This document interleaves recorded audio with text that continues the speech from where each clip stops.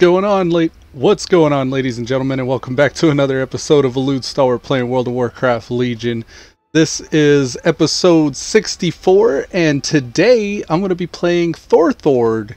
He's our level 62 Shaman. He's currently spec'd as Enhance, and I'm questing in Wrath of the Lich King content right now. This is our scout. This is the guy that we made on Dalaran in order to check to see if we could get into any kind of group activities on a higher population server any easier than we would have otherwise on a much lower population server that we currently have most of our tunes on, which is Kulturas and Bladefist. Both of those are linked. We got all our Horde characters on Kulturas and all of our Alliance characters on Bladefist. Yeah, I can easily say that it's very, very much easier to get into group content on the Dalaran server than it is Bladefist and Kulturas. Nader says, and I see a camera! What's up, Nader? Good morning, man. Welcome to the stream. Let me take this thing off of push to talk. Give me a sec. Yeah, I've done a few episodes with the camera now, and I need to more consistently keep it going.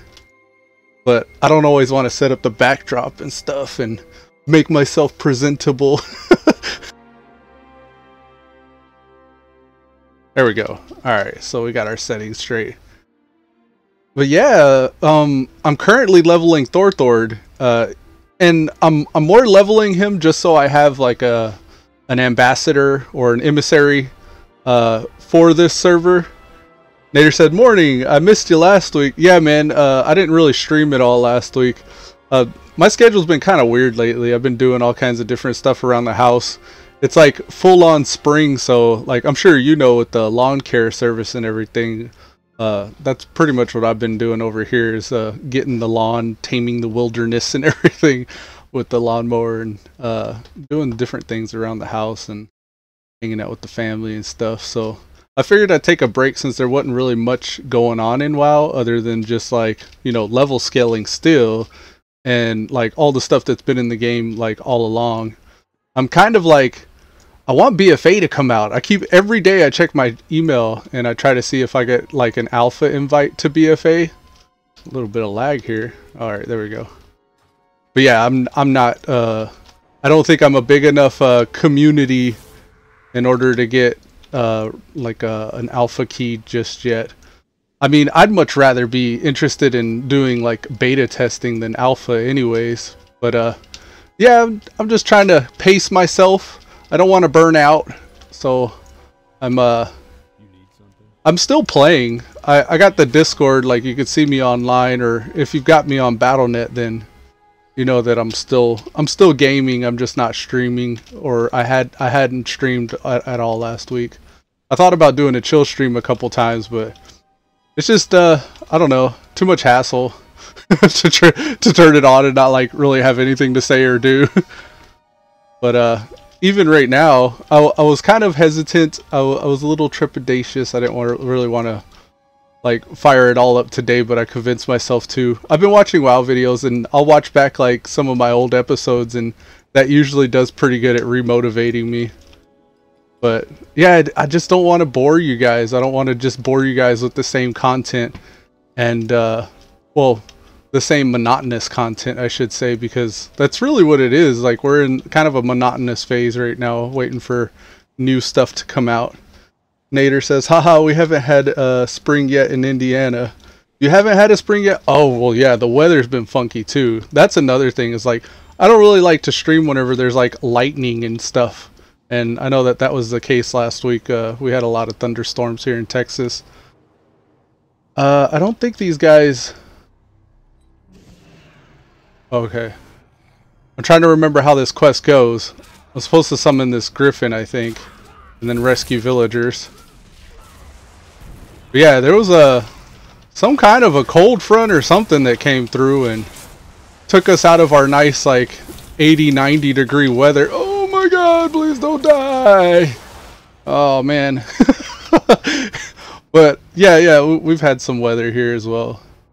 But it's actually kind of nice right now. we're supposed to be getting up into the 80s, but we've been consistently like, I usually like to keep my house about 73 degrees. That's been about what our weather's been like since the thunderstorms this past weekend and last week. But yeah, I don't know, man. I watched this last video. I think it was episode 62. Me and Cuz were talking about guilds and populations and stuff like that, and I actually got a new Cuz Chats episode I want to put out. I'm starting to see these recurring themes on my channel. Like, I think I'm my #1 fan. I watch a lot of my videos even whenever I'm not playing, and it gets me kind of like both immersed in like the idea of WoW and the conversation topics and stuff like that. But then also at the same time, it also motivates me to get back to the keyboard to play some WoW. I remember when I was in the army, that's all we did whenever we weren't actually home playing WoW. We were at work talking about WoW the whole day. And yeah, the Cuz Chats episode I want to come out with is a pretty interesting conversation. Well, a few different interesting conversation topics that I have with Cuz. Another thing I've been up to lately is running Antorus normal. I've actually, a couple of these guilds that I've been moving different characters and positioning them. I'm like strategically positioning ambassadors, and I'm calling them ambassadors or emissaries with these different guilds, where I could just kind of like log in and do some stuff and be productive, and then see what people are up to, and then also like sneak a peek at their guild calendars, so I could see what's going on as far as like Antorus, or they're doing like anything group. The Dalaran, this Vengeful Ones guild that I've been a part of, is the most legit guild that I've seen in a while. Like, that reminds me of what guilds used to be back in like vanilla and BC and stuff like that. Oh, well, that's why I died, because I didn't know I could just click on the Griffin and mount. You would think after doing these so many times, like I just did this on Daydream probably just like a couple weeks ago, that I would have this all figured out by now. But I still get these brain farts.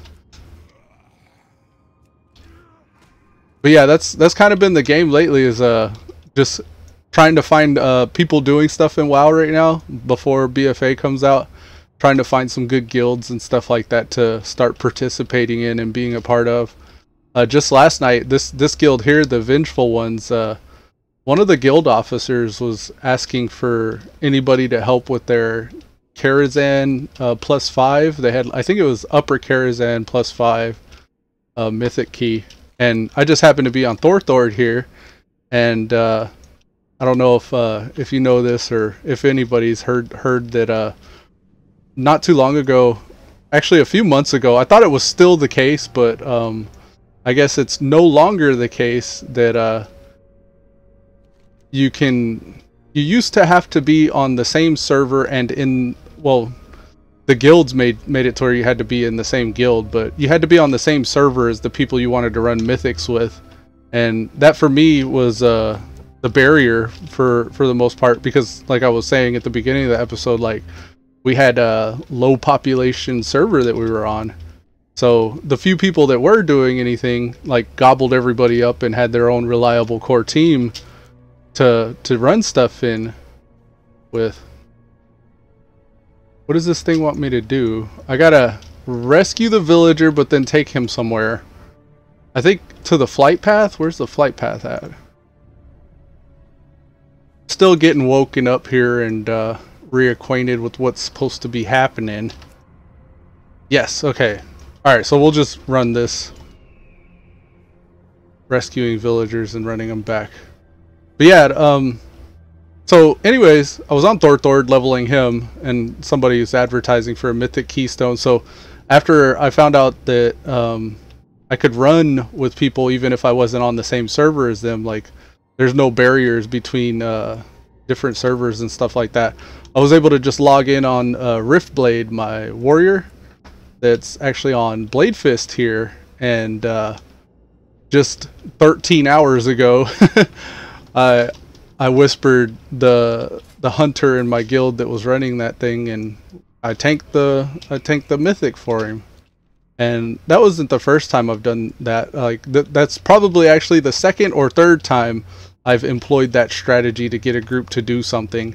And it's really just to be social. Like I'm not like, I don't need the Karazhan key. Like I could care less if Riftblade gets his mythic lockout. But more of what I'm looking for here with these different tunes is versatility. Like I want to be able to run with people to do stuff. And anything that could stop me from doing that, I try to like if we need a tank or a healer or a DPS, like that's why I have my tanks and healers and DPS. And I actually went running with this guy yesterday with the intent that I was gonna DPS as a arms warrior, because that's what Riftblade's actually kind of set up for. But after just a few minutes before everybody got bored, well, we were looking for a tank. And there wasn't any popping up in the, I guess, the group finder. I'm not sure how he was recruiting, but this guild has quite a few people. I think we had more than 13 level 110s online last night, but none of them were really interested in running a mythic +5. So I was just like, you know, for the sake of expedience, I went ahead and swapped over to tank spec on Riftblade and just tanked the Karazhan run. And I thought it was going to be like bad because I haven't really paid a whole lot of attention to my Alliance prot warrior. His relic or weapon, or his weapons rank was only like 64. And for me, like I generally try to baseline at least all the weapons that I plan on actually running with to rank 70. And so I was a little hesitant, but it actually worked out okay. The other group member we had was a monk healer, a mistweaver, I think, and they were pretty well geared and they knew what they were doing, so they very easily kept me up in the +5. So we kept going. Like after +5 we did I don't know what after that. I think maybe after we did I think +8, I want to say, Maw of Souls, and then after the Maw of Souls we went on to a +10 Court of Stars. And the +10 Court of Stars was the line. That's like where we were as far as we could go. And before the group started breaking apart and everything like that. So we started wiping, and it was really bad. It was what I feared whenever we were running the +5, but it actually happened at +10. And it was partially due to the fact we didn't really have the group wasn't put together very well, I think. I was a low level tank in my opinion, but we also had another guildie in the group that was not geared at all, and like that wouldn't have been a problem if I would have actually known or prepared to carry. I probably could have picked somebody better to help with that carry, or even just like went DPS on Riftblade and tried to get a high level tank. But I guess the guy that had the key didn't make it clear that we were going to be carrying somebody. What can I do for you? And I don't know. It was interesting. I thought it would be fun anyways, just to run and find out, and it kind of was, but after a few wipes, your patience wears thin pretty quickly. Running back to the same area where you were wiping before just to pull more trash and wipe again, and yeah, it ended up being pretty bad, but it was fun. Like, I actually enjoyed it. Like, when shit hits the fan, that's where I have the most fun in most parties, because you get to use all the abilities and cooldowns that you're saving for those situations. So, like, I don't know. It was enjoyable, though. Like, Thorthord here, I need to get him maxed out so I can actually sign up for raids and stuff like that in this guild. I just, I want to max him out. I don't know if, it matters that I'm actually max level for me to sign up to these. Yeah, see, like, well, this could just be because it's in the past. I'm not actually sure, but I think I need to be 110 in order to sign up for raids that are scheduled on the calendar.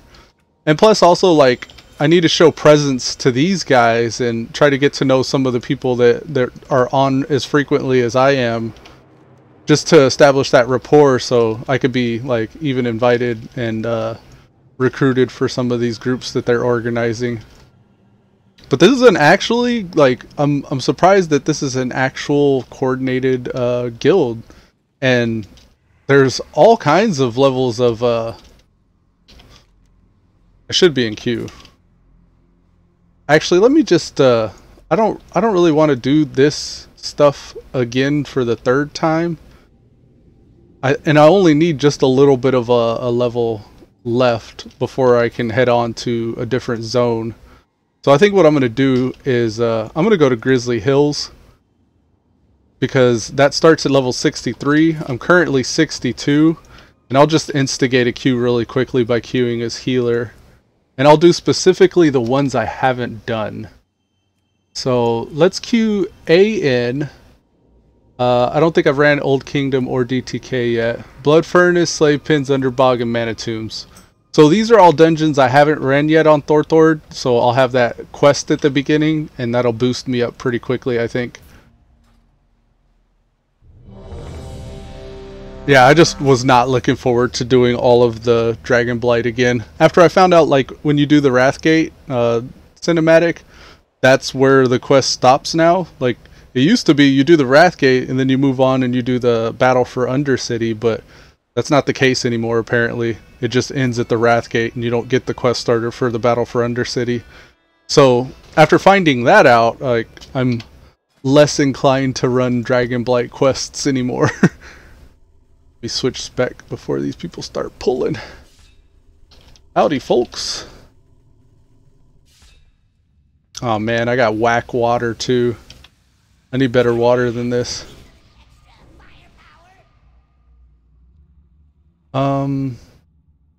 Is it gonna be a problem? Dang, I way out-leveled my water. Oh no. I am honored. Okay, come on. Except Farewell. this is gonna be rough because I haven't healed in a while. I was just trying to get in the group real fast, just like all those other bad DPS that wish they were healers. Oh, come on. Okay, I got everything. Yes, everything. Okay, come on. This guy's gonna make me earn it, isn't he? It's all good, buddy. I got you. Okay. Let's rebuild this for Resto. Come on. Alright, yeah, that swaps some stuff out. Nice. Okay, and I think we're good. I think we're good now. We're just gonna MP5 it up. Use our efficient heals. Oh, come on. I'm a little worried because tanks at the low levels, they aren't super, they're not super tanky. They're like kind of squishy because the active mitigation is real. And not very many know how to do that very successfully. 91. Double checking I got the right tools for the job here. I think so. I think we're good. My Tell Me When scaled like way off out of everywhere here. Let me see. Let's fix the Tell Me When scaling. I know you're gonna die. Hold on. Please don't die yet. Till I have the opportunity to heal you. Kamehameha. Okay, and center that just a tad. TM dubs. Alright, please work. Just getting acclimated here. And then talents, I think I have an extra talent I can choose now. Yes, I think Deluge is the choice here. I believe that's the way to go.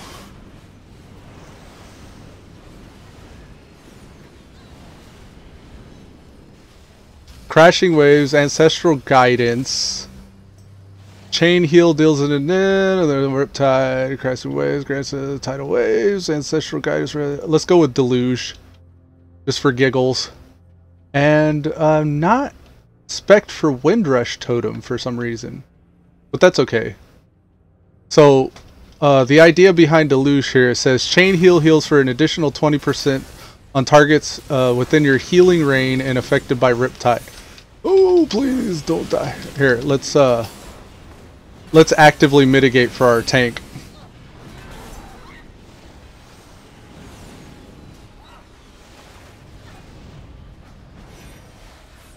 I'm trying to be careful with my mana. I don't want to just spam heals. But it looks like we're okay. Let me drop all these quests because I know I'm not going to be back over there.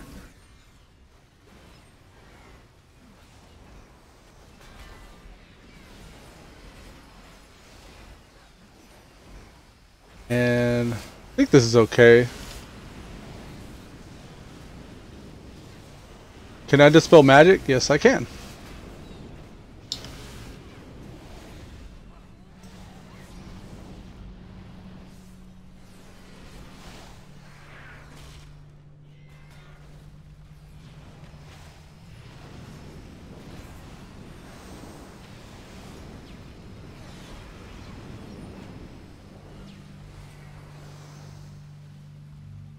So Resto Shaman, this is how we get our parties, I guess. Wish I had better water.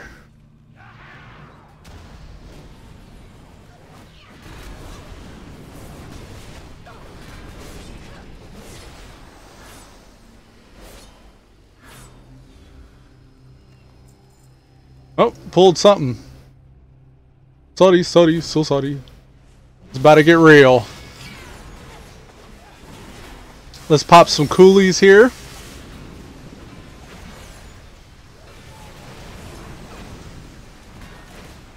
Chain heal spam for the win. Oh, we're mind controlled. That's not good.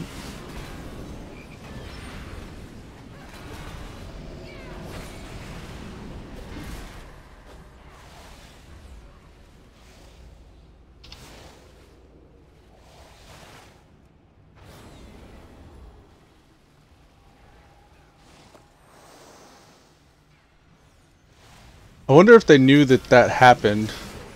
The tank really seems like either like they don't care or they're trying to push me. Like I don't really know.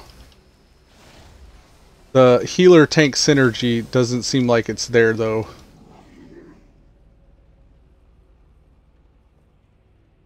Just trying to get some mana. Level 45 water mana.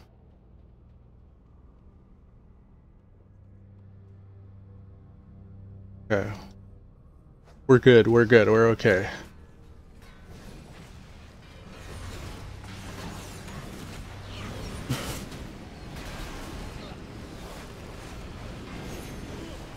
We're about to ding here.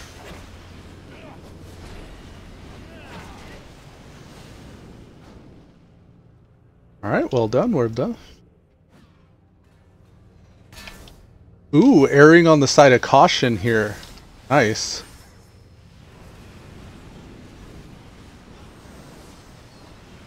Try not to use wasteful heals. We just got Purge, and we've unlocked Achian Crypts, or the Achinai Crypts, and Violet Hold. Well done. Okay. Back at it. Stun him. Top him off.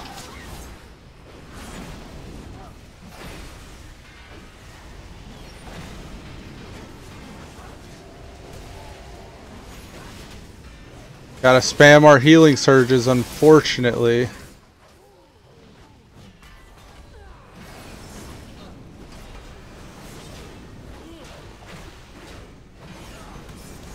Let's get Purge out of the book. We'll spam Healing Wave. Here's our Purge. I'd actually prefer to have that somewhere else. Here.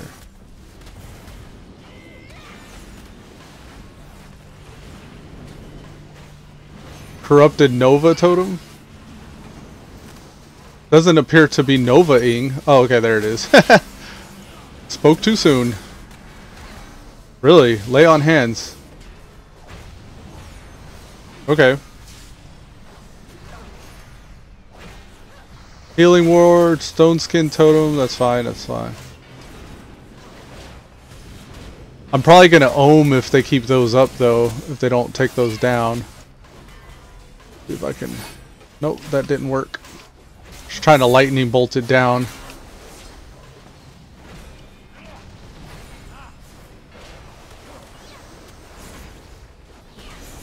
Let's top the tank off so they don't worry. Just burn through our mana. Screw it. So deluge. Deluge has happened a few times. Or I think maybe that's undulation. Yeah. The healing of your next healing wave or healing surge is increased by 50%. Ah, okay.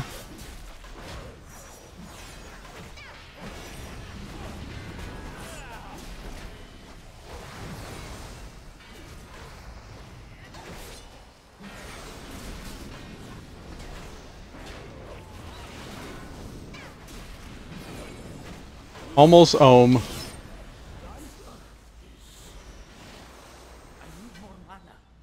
I need more mana.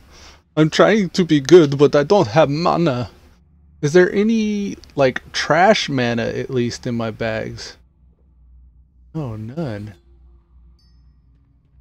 Oh, it's gonna be rough if I ain't got no mana, that's for sure. Pull this Hellstone out. Tarlo says, gotta be right back, 2 minutes. Nice.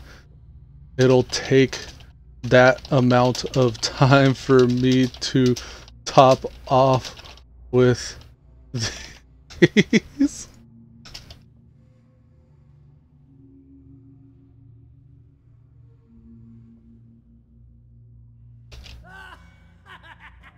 Oh God. Why, tank? Why?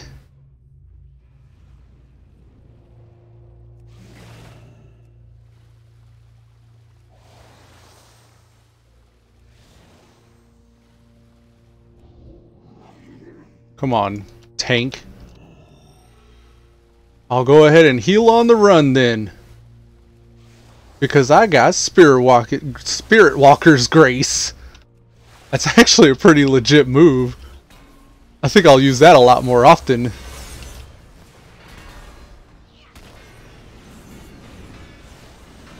Yes. Yes. I think I'm gonna resto a little bit more after this. I'm definitely gonna go get some water.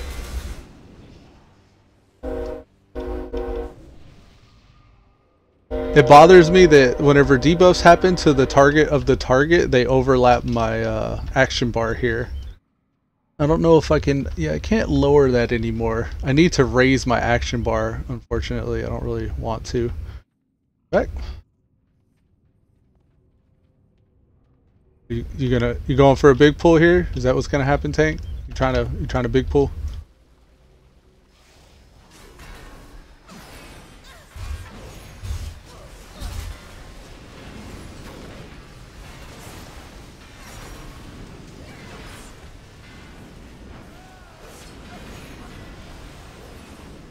Movement speed and time between their attacks is increased with that.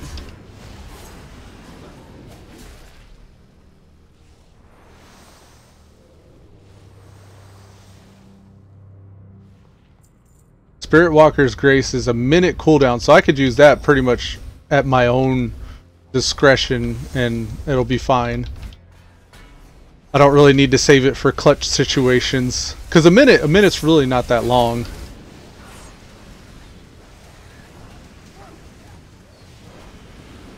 Yeah. This is okay. I think I've found my groove, which is just spamming healing wave. That's my groove.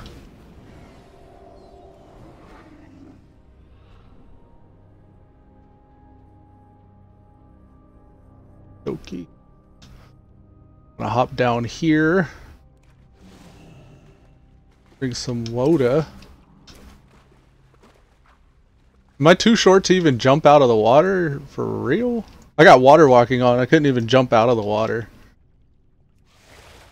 The healer or the tank doing?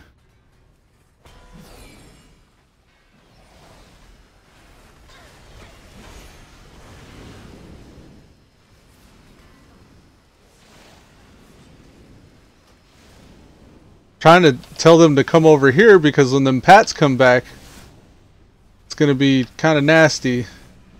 Alright, I need to actually spam my faster heal.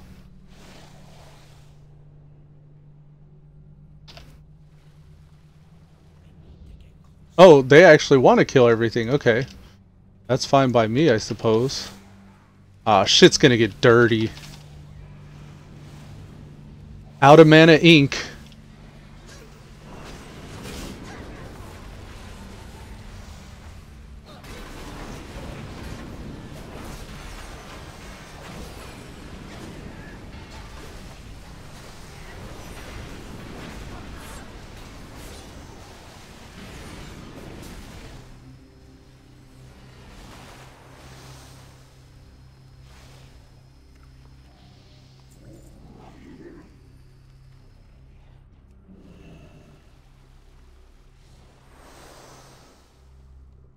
Okay, drink up, drink up. This is okay. Even with level 45 water, we're doing alright. Go, go, go, go, go. Good catch. Yes, indeed, that was a good catch.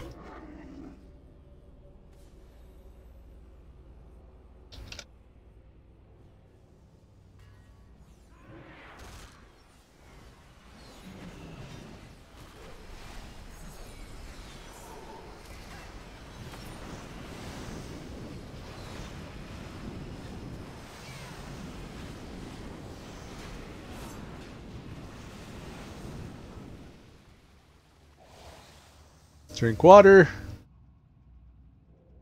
Yeah, we're doing okay. At least it's level 45 water. It'll be way better whenever we get the higher level water, because then I could just spam heals and not worry.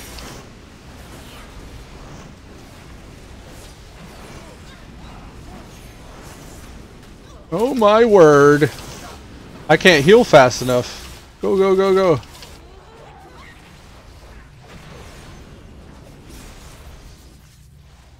Okay, drink water, hurry. Drink water. Want to move this and this. Maybe put the water up here? No, I wanted purge up there. And we'll put our water here. Yeah, here. Fine.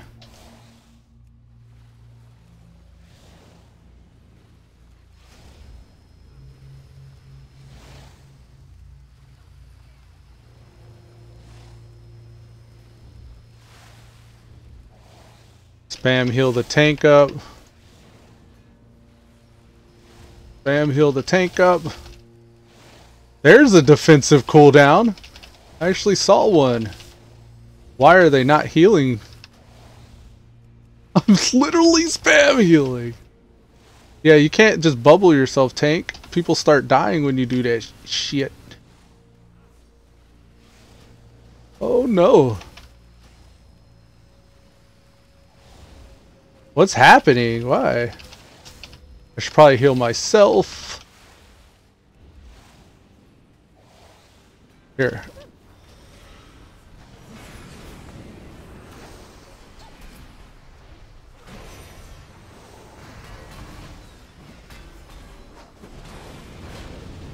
Yeah, it ate you because your tank bubbled.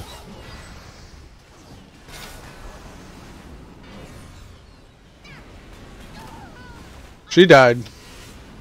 Oh my word.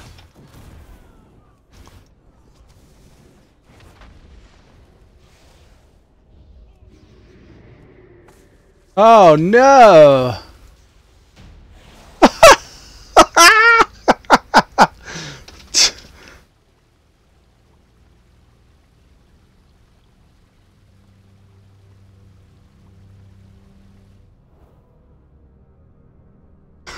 I don't even know what to say.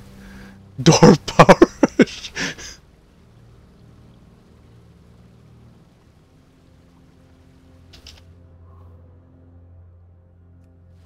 Just haha, that was rough. We'll just say that.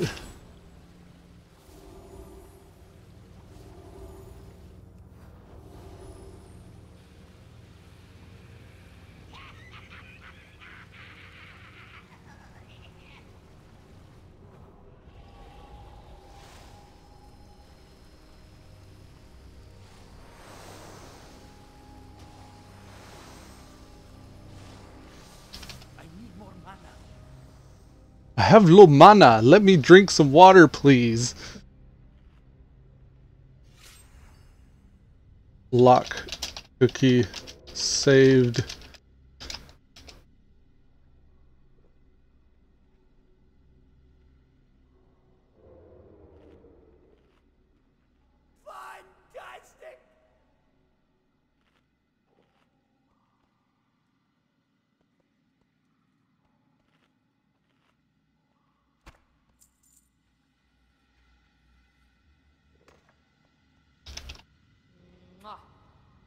The lock blew me a kiss. Darlo says, should SS the tank. That's a good idea.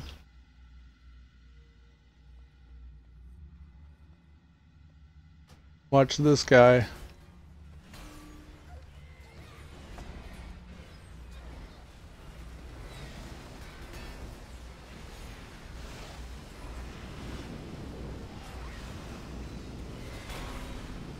I need to watch for the fear, because as soon as someone gets feared, they're going to run to the next group if I'm not careful. I tried to dispel it, but it didn't work. He was already out of it.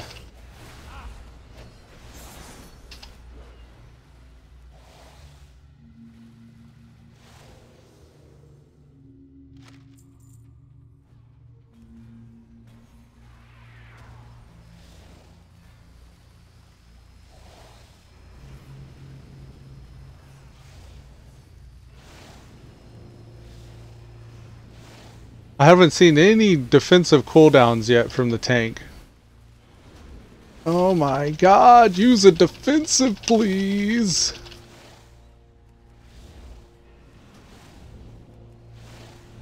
Literally spam healing here. I don't know why they're not using any defensives.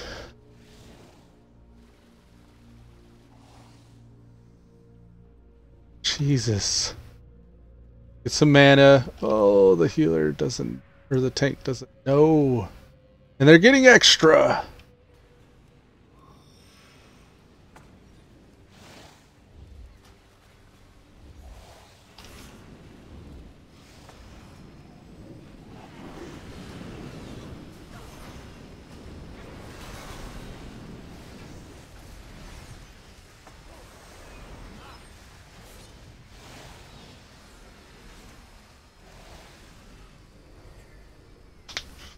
It's like I could kind of see how healers feel right now with the level scaling. Is if your tank isn't really aware, they're putting a lot of load on the healers, it seems. And some healers can take it. I'm barely able to manage it, it seems. Nader says, one thing I've noticed since they changed leveling is that people don't really know how to play their class. It's hilarious. Yes, exactly. I should say introduce level scaling. Hey Elude, hey Nader, what's up Sebastian Beverlude, what's up man? Welcome to the stream, Salty. Yeah man, I think it's not that people don't know how to play their class. Like I think traditionally people leveling don't really know how to play their class. That's why there's that whole leveling kind of thing that you got to get over before you get to the elite gameplay. But I think with level scaling, it's just more highlighted now. Like, people that don't know how to play their class are noticeable. There's no, like, out-gearing or out-leveling the content anymore. Because it's just going to scale to you. Gave you some challenges instead of popping hots and dancing around. They really tuned it hard for healers. Not necessarily. Well, see, they're talking about the same thing in party chat right now. How level scaling they think is tuned very hard for healers. I don't believe so. I think it's just, you can tell if somebody's not doing something properly.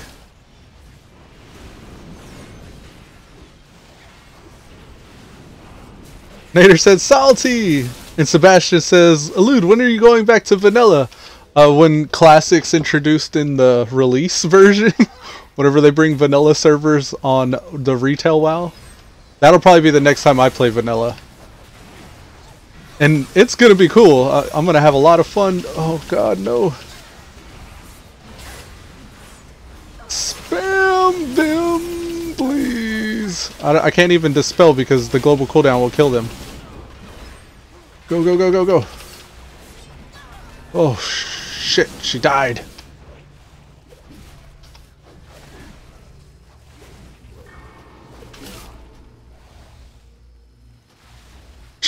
I'm literally spamming my fastest, most efficient heal. Well, not even my most efficient heal.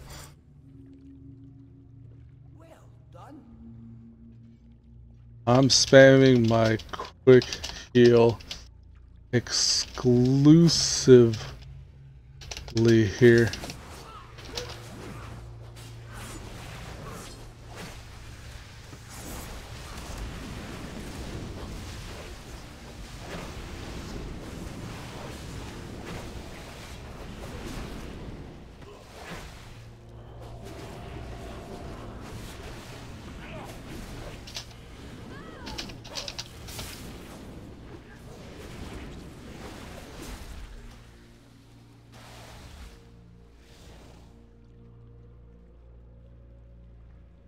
The tank didn't accept the soul stone for some reason.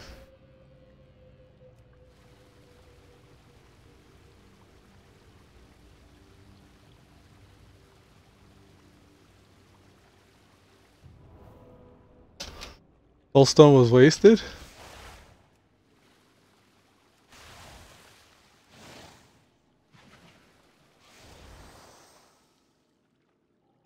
I wonder why it does that.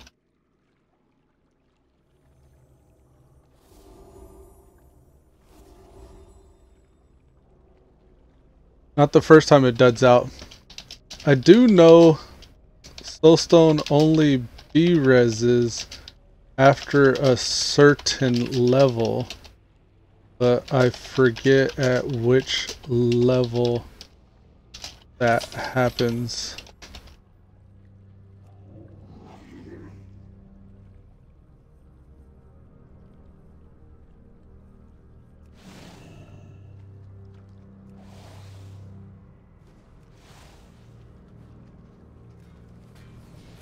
This is going to be a hard boss to heal.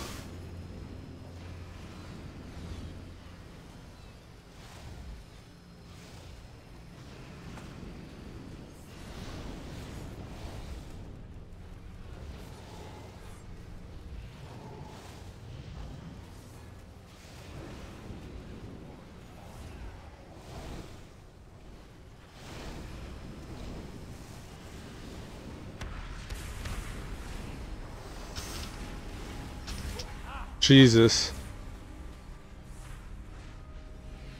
Gotta face him away.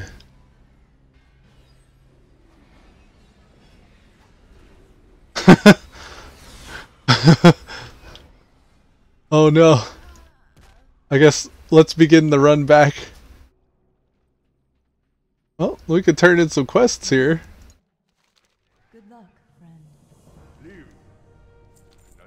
I think it's just a tank. The tank's just kind of inexperienced, which is okay. I mean, I'll allow it. Sebastian says, "What's the matter?" And Sebastian said, "You're a super Eluderino." Thanks, Salty. I'm trying. I don't feel super. I come to this dungeon ill-equipped. I got level 45 drinking water. I'm level 63. I should have at least level 60 water. I think 60. It goes in multiples of 5 if I'm not mistaken. I would spec into Windrush, but I don't know. I can't at the moment. I need to be in a rested area. I think if you kill this trash pack here, there's a shortcut to the last boss behind these guys. I don't think you have to run all the way around. I want to say this is a shortcut. Isn't it? It could just be like water that you would get stuck in though. I don't know. I can't remember. It says, "Can shortcut follow Shaman?" Okay. I think I will.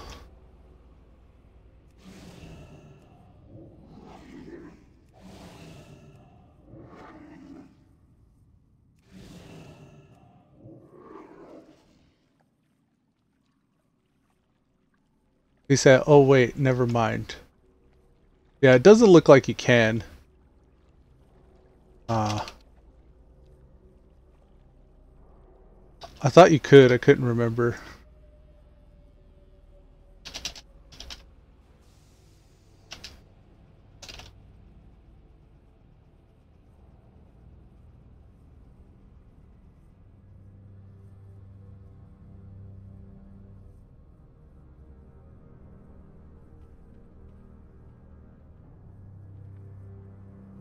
That walk of shame. Oh, the walk of shame.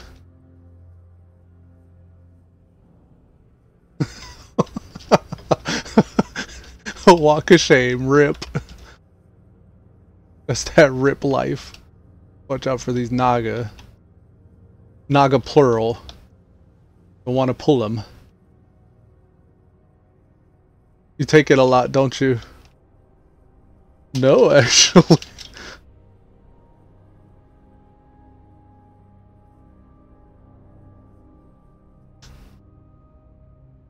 I actually don't.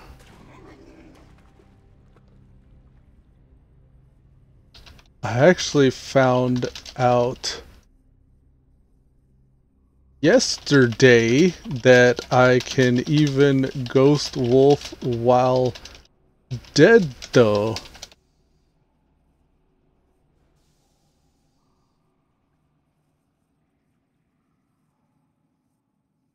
I don't know how long that's been true, but you could ghost wolf while you're dead.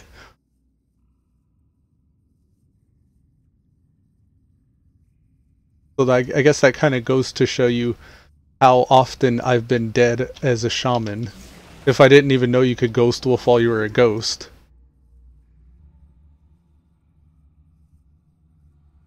I wonder what my statistics say here about my deaths.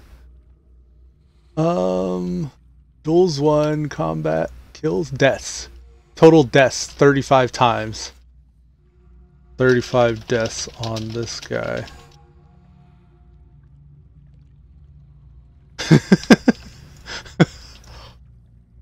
I want to one day level a tune without dying once. Sebastian Beverly said face palm, and Nader said laugh out loud. You didn't know that, Elude? Ha ha ha ha! This is me rolling my eyes. I didn't know.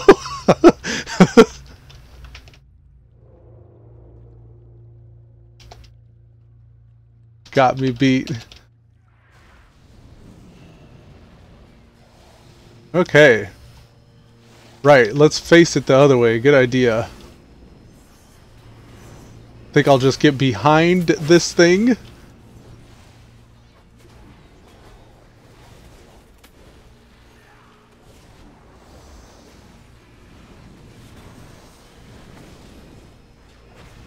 We need to top the tank off ASAP before he starts doing that bullshit. Ah, he's turning! Well, that messed me up.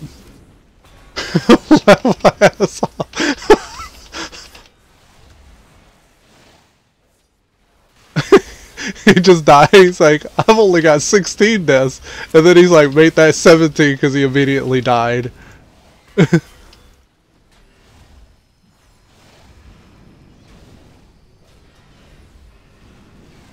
I'm gonna go ohm really soon. Oh no, too soon because the boss still at half health. Oh my goodness.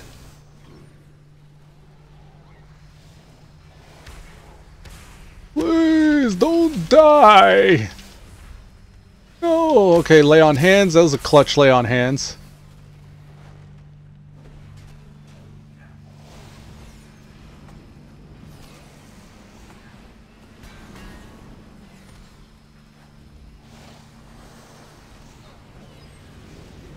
I'm gonna ohm way too soon here. Come on. Trying to use my efficient heal. Oh my god.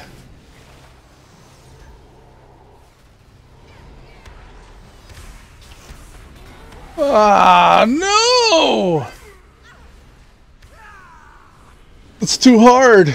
Just go, go, go.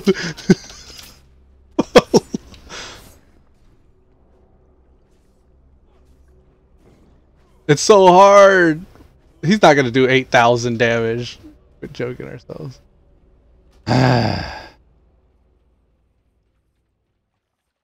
Okay. Ben's on his own. We need to all get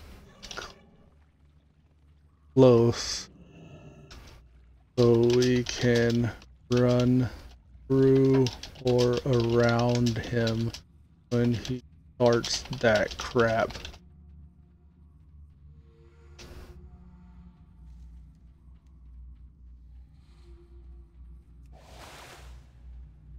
And I don't know, like, maybe there's some way I can get this paladin to start using his defensive cooldowns.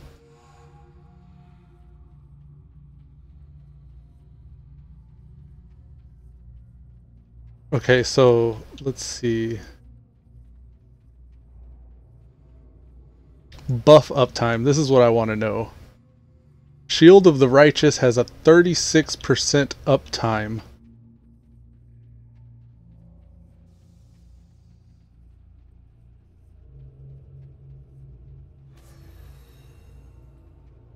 This current fight, why?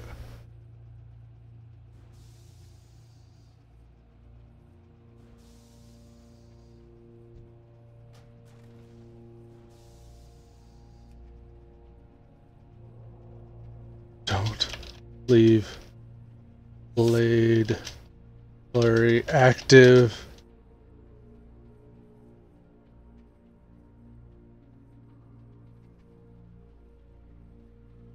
Or single target fight.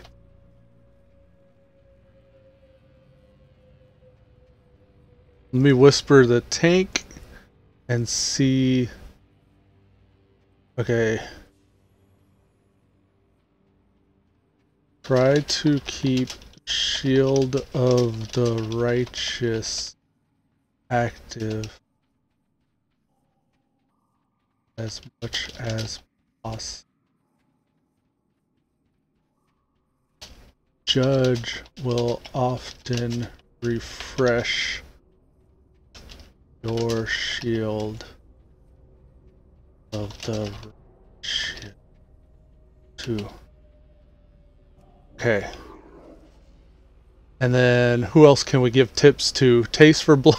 I'm like trying to backseat drive all these classes.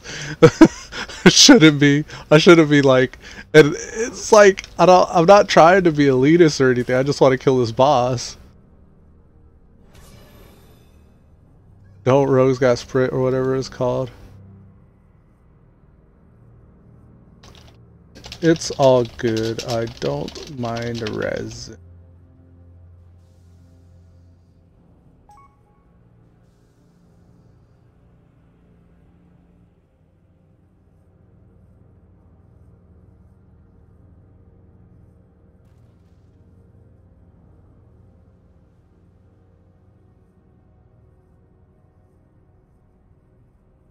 So the tank is taking advice. Cool. That's good then. The warlock wants to even switch to affliction to try to help us get through the fight better. No more bards until 75. Oh, nice.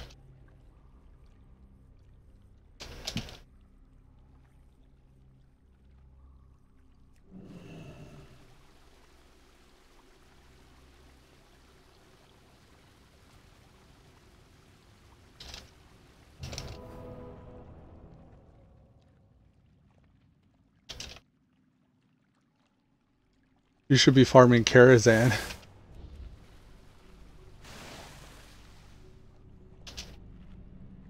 Are rough if you aren't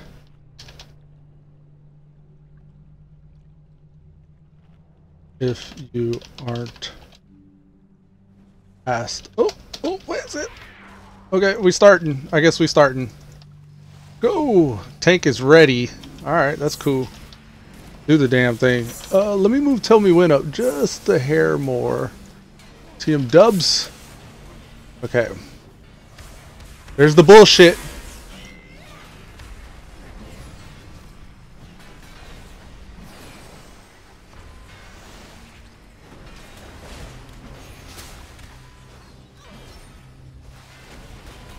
Rogue died trying to run away.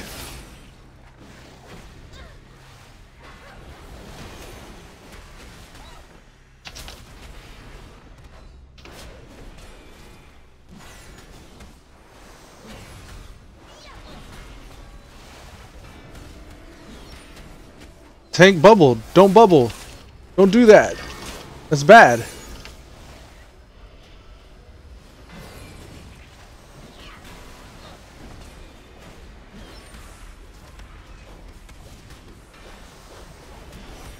Tank just busted their bubble. I can't believe the tank just bubbled. But they are a lot easier to heal now. I could see them actively trying to keep Shield of the Righteousness up. So good.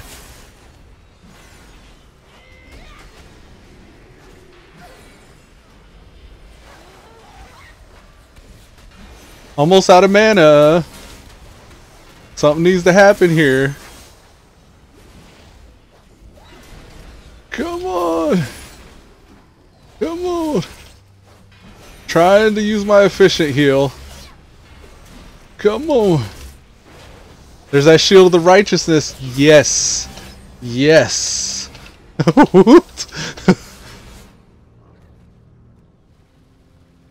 We earned that shit. Just said we earned that shit. Oh, did I interrupt it? What happened?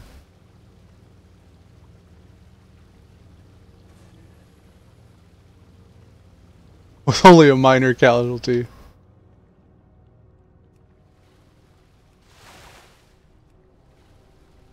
Tank was way easier to heal when they started mitigating.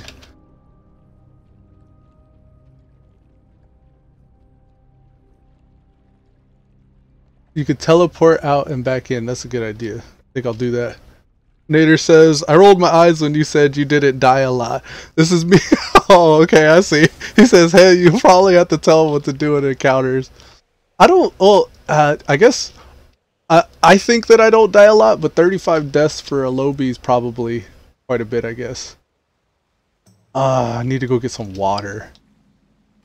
Okay. Gonna re-queue. Just need water. Oh, they're gone. That okay. What brings you here? Whoops! I didn't even see what that was.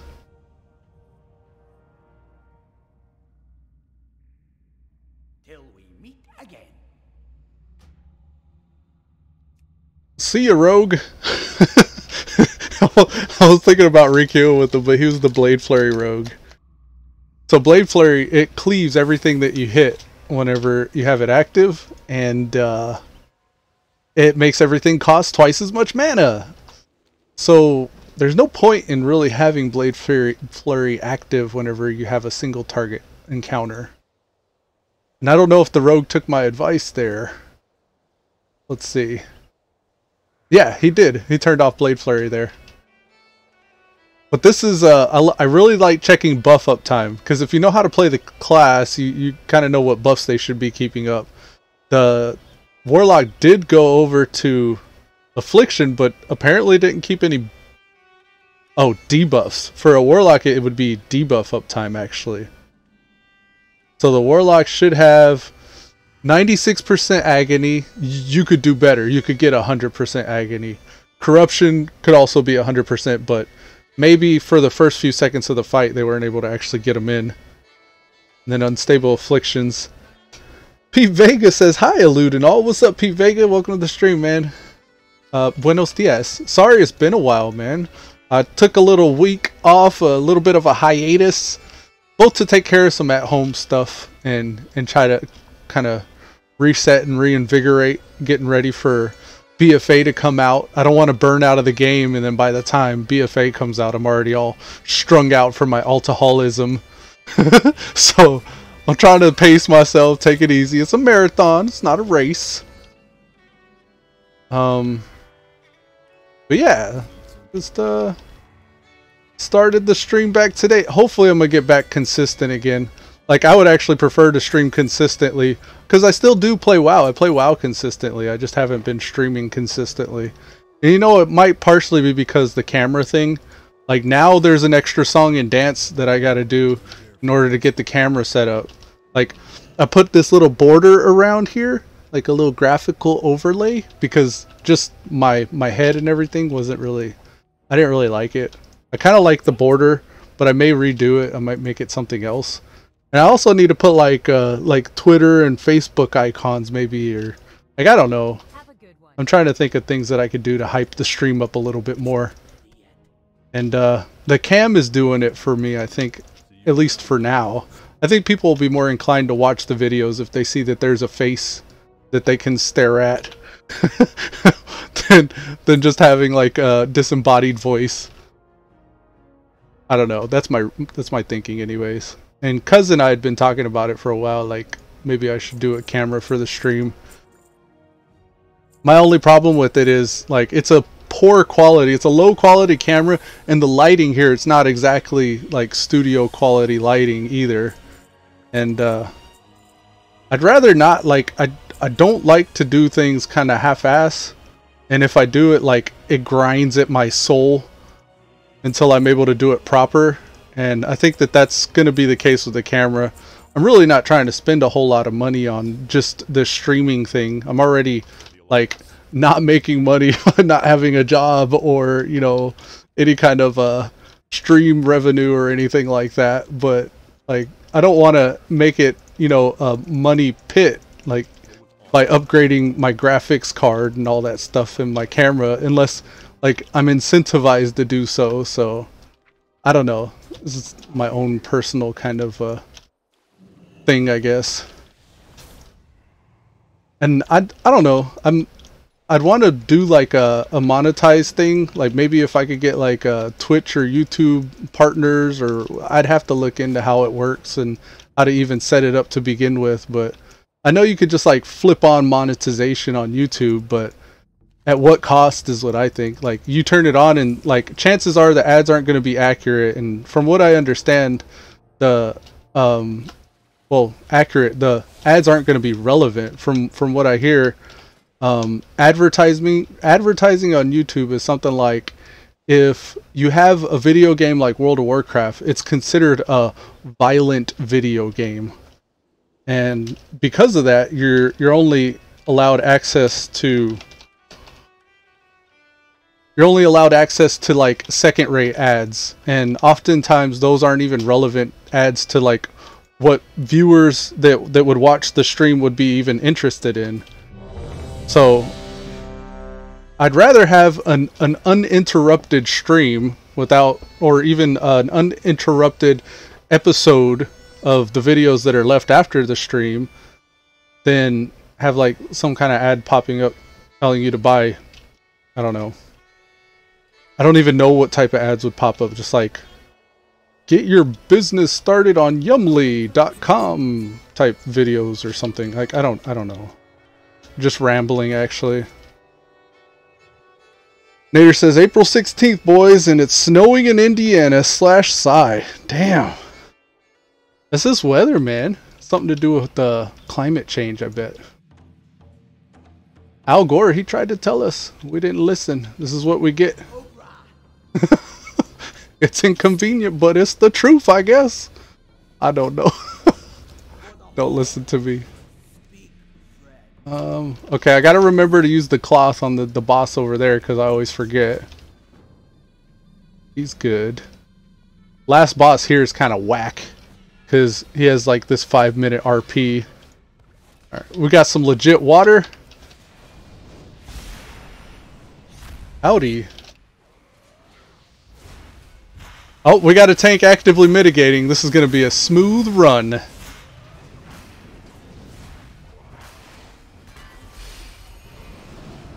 Look at that. He took like no damage. I'm not against people learning their class though.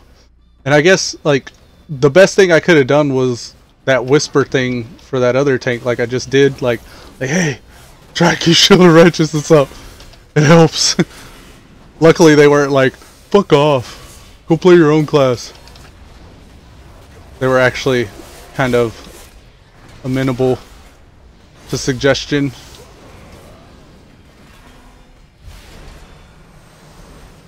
Oh no, a lot of little AoE going out. People standing in the void zone. That I don't like. It's like This is clearly a shadowy, like, zone of schmutz, and you're choosing to stand in it. Let me not be the elitist healer, though. I digress. Let's go back to just spamming our quick, efficient heal and drinking water in between pulls. Like, that's my job. Quick, efficient heal. Just shut up and heal and drink water.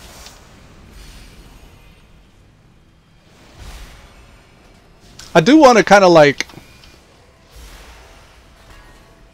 I don't know. What do you guys think about this? Like, in my head, there's a weird thing happening in the WoW community that I'm not sure has ever been true before, but maybe it always has been. I'm not sure. Like, there's like the skilled player, and this is the elitist. The most often times, he's the one that wants to use his time most efficiently and only do relevant content, and anybody that doesn't know their class or doesn't research their class or anything like that, they don't have time for. Like, they would rather not run with those plebs, right? But then there's also the new or more like, or I should say less mechanics focused type players. Like, I imagine they still exist, and like I don't actually know, to be honest, for sure. But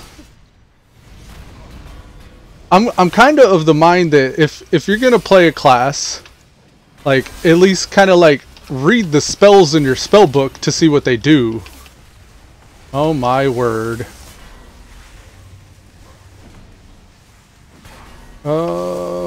Shit's getting real. Shit's getting super real. Oh, we got a death.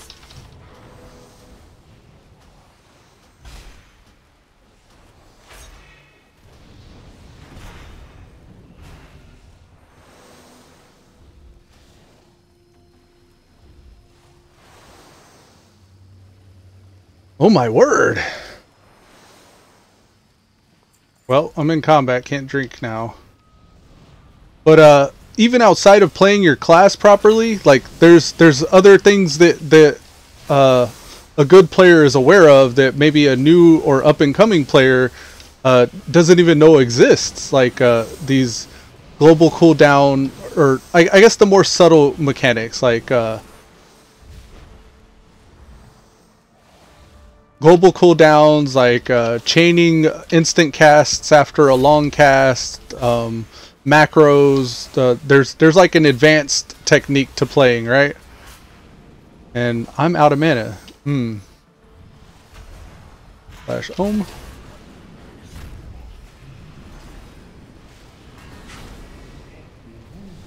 I'm gonna try to play it efficient.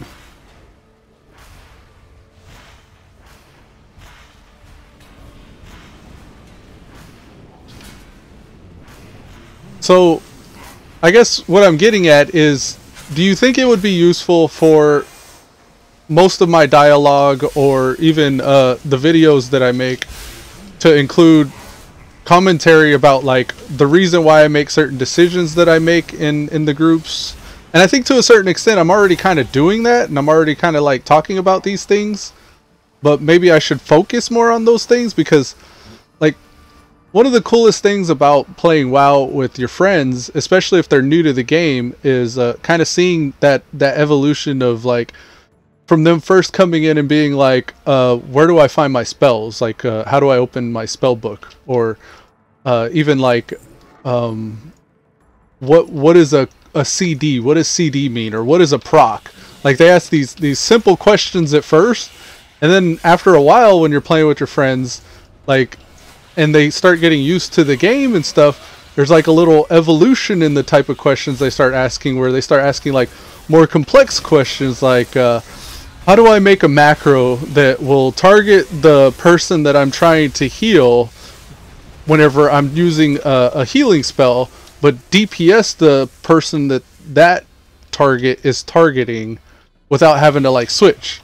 Like, there's that type of, like, you know, more advanced type of question, and that's cool to me. Like, whenever you could get somebody, like, you could coach them up high enough to where They first start out and like they're just learning the game, but then as they get more advanced, they start learning these more subtle mechanics and asking these more interesting questions.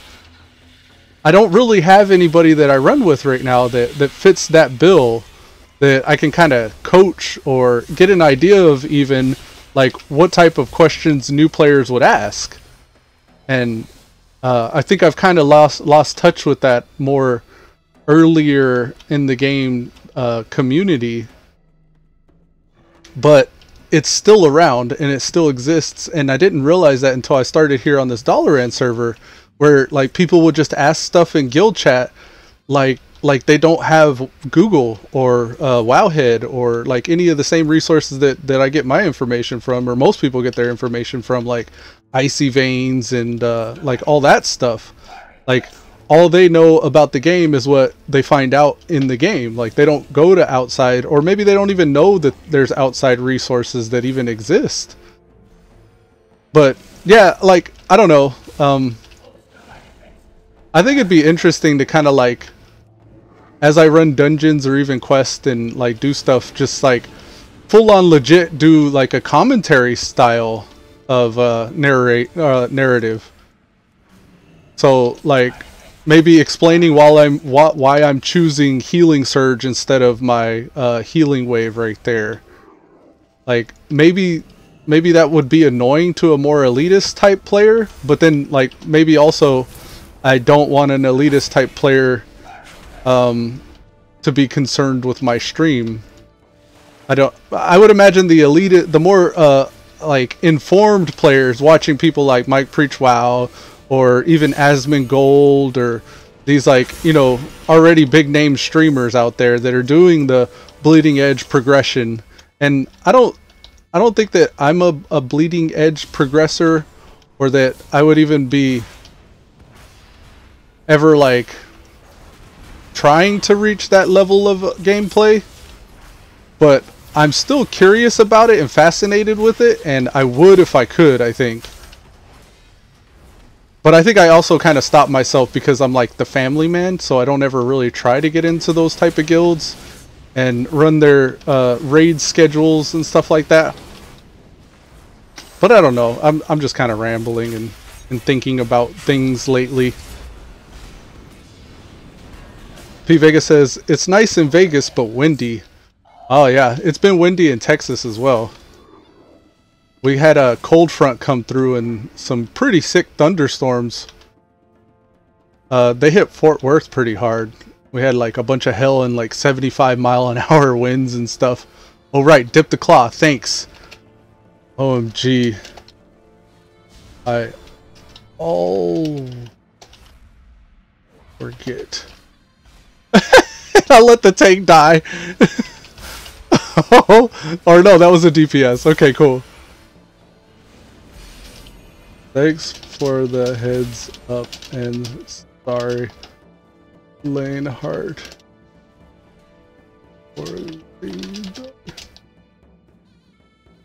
Let me dip this. Okay, so that stain cloth is taken care of. I'm in combat for some reason. Now I'm out of combat. Sorry, dipping the cloth put me in combat.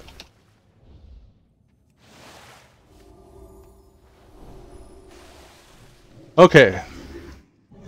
Man, I haven't really quite shaken off all the stupid yet with the Shaman.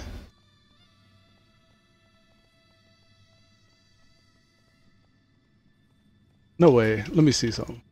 They do, don't they? Yeah, they do. Hammer of the Naru. They got Hammer of the Naru and the Crystal Forge set. This pally is my hero. Nader says, you could always make videos on how to play the class. These could be considerably shorter than your streams. I think that's a good way to address the issues while not catering to one type of crowd. So like class guides, I feel like everybody does that though. I almost like, I guess hearing my take on it would probably be interesting to some people with the class guides. And I'm already kind of set up to do that with having one of every class already. I remember that being one of the coolest things about Mike Preach WoW is anytime I needed just a quick and dirty like lowdown on how to play a class, I could go to Mike Preach WoW, look up his Retribution Paladin DPS guide, and like immediately log into the game and know what to do. But I never actually took what his videos said about that DPS class and compared it to like the other people who had videos that talked about how to DPS as a Retribution Paladin. You know what I'm saying? Like maybe Mike Preach WoW has even his own style and doesn't just go with like cookie cutter specs. Like I'm not sure. But I feel like that's all I do is like if I gave a class guide or if I made like a class video or anything like that, all I would be doing is essentially just taking what Mike Preach WoW said and repeating it. And that sounds kind of shady to me, so I don't do that, but I feel like it's just as easy for me to say, "Oh, well, I learned how to play my Shaman by watching Mike Preach WoW's Resto Shaman video. Here's the link in the description." You know what I mean? Even though that's actually not the case, like I don't actually do it that way. What I do is I go to Icy Veins and I use both Icy Veins and Ask Mr. Robot to kind of understand what to do, and I don't read a whole lot on the more subtle mechanics. I figure them out on my own after I get the gist of it. So I guess I get the TLDR from Icy Veins and Ask Mr. Robot, and then I figure out the rest on my own. But I'll oftentimes be playing the class for like the Shaman here. I've been playing since Wrath of the Lich King, and just yesterday I found out, maybe I found out again, and maybe I already knew it at one point that I could Ghost Wolf while I was dead. I just remember noticing it again yesterday, like, oh, I forgot or didn't know that this was a thing that I could Ghost Wolf while I was dead. And I guess I get kind of confused too because I play like those Project Ascension and Elysium server versions of the game where that type of stuff isn't true until the patch that implements it is taken into account, like with the retail version. Man, he is getting wrecked right now.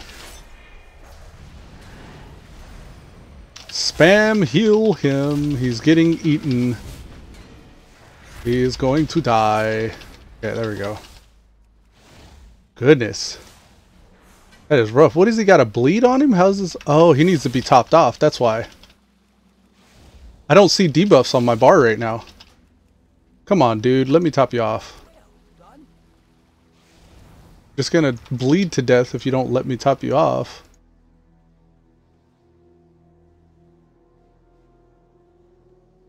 I need more mana.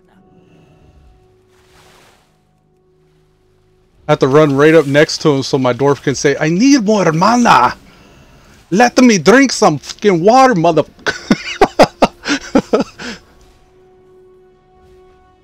Drink, drink, drink, drink, drink, drink, drink. Hurry! Hurry up and drink! Okay, now we're at 100.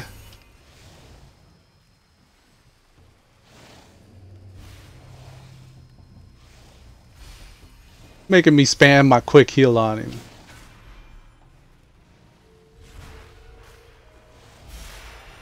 This is interesting though. I really dig it. Being the healer. It's like Atlas though, when you're in the level scaling instances, it's literally like you're volunteering to take the world of the or the weight of the instance on your shoulders. What can we do here? I guess just keep the DPS alive. Nothing really we can offer. Stop pulling extra to Gramelian? Did he pull extra?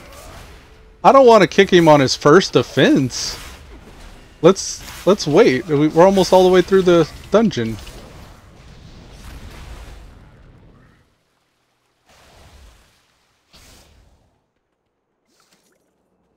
He can't actually see when you vote to kick him that he needs to stop pulling extra. Someone should tell him. There you go. Drink water.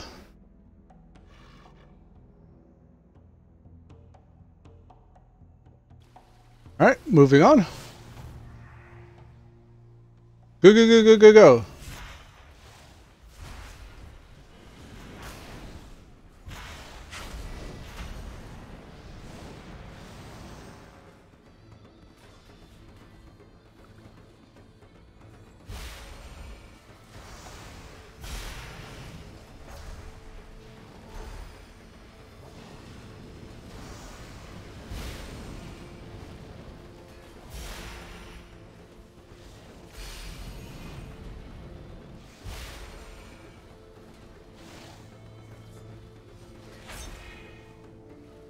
Cool beans. We're starting to get the groove here. Nader said stream is lagging. Is it still lagging or did it lag for a second? Is it like consistently lagging?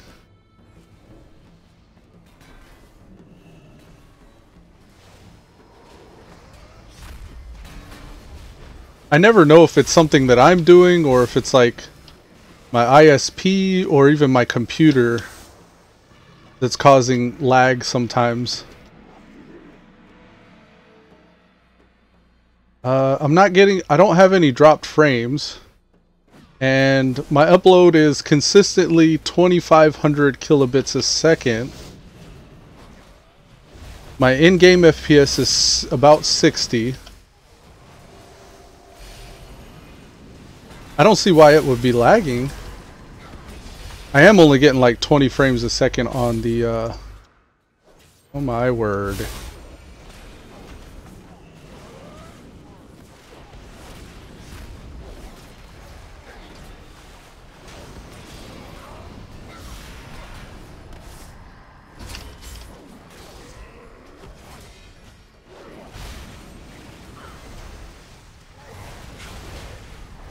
Did I get it off first? I tried to get the... Yes, I did. I got the healing stream off. I saw that fear coming. I was like, if I get feared, this healing stream total's not going to go off. So it was just like, right at the last second, I was able to get it off. This is how you do it right here. I need to remember I got Spirit Walker's Grace and use that more liberally. Because it's only a minute cooldown. It's not bad. Drink water. Hurry before he pulls. Alright, good to go. There we go. The Raja sees all. Oh, Tharanja. I always thought he said the Raja. Tharanja? Who is Tharanja? I imagine that's going to be relevant in BFA. I mean, not everything these guys say are going to be relevant in BFA, but this guy is one of those like sunken temple box, like the I don't even know its name. Sunken Temple has a boss that you can summon from bones that looks like a serpent like this. But all those old gods are going to be making an appearance, and these guys are somehow affiliated with the old gods. I imagine DTK and Gundrak and all these are somehow going to be affiliated with the Zandalari. But I don't know enough lore to even make that claim. Alright, GG. DTK complete. Now we gotta wait for RP and stuff. Okay, use Drakuru's elixir on the Brazier. Alright, he's using that right now. It says it requires 5 enduring mojo. Did I do it? I think I did it.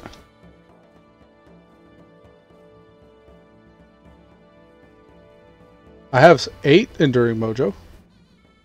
Oh, now I have 3. So it is consuming 5 to use it. Cool.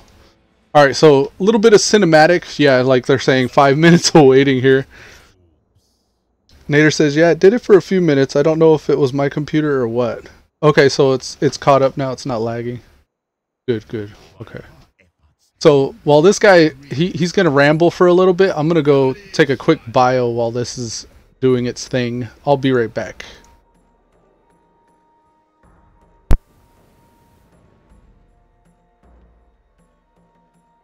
Be still, friend, and behold the truth of things.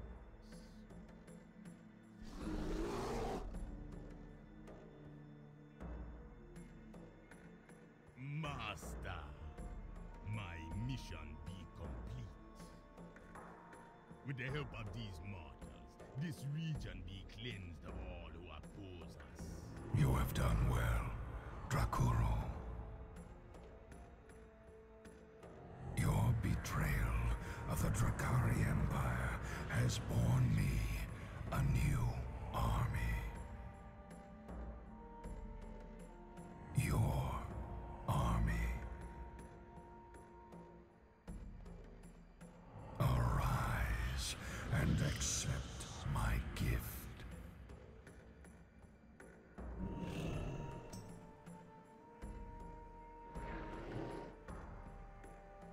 I charge you now with the cleansing of Zuldrak, Drakuro. As you wish, Master. Fail me and it shall be your undoing. Succeed and even greater power shall be yours.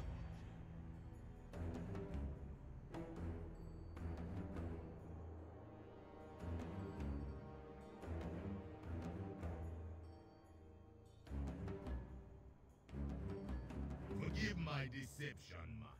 It all been for your own good. Ya needed to prove your worthiness.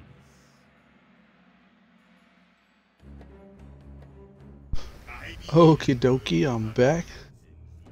Make sure we're lined up with the cam here. We're good, good. See for yourself now. The Lich King be generous. But yeah, how to play the class. I could do something like that. How to play the class, highlighting more of the things that maybe I notice that I do a lot that I don't see a lot of people do often. Like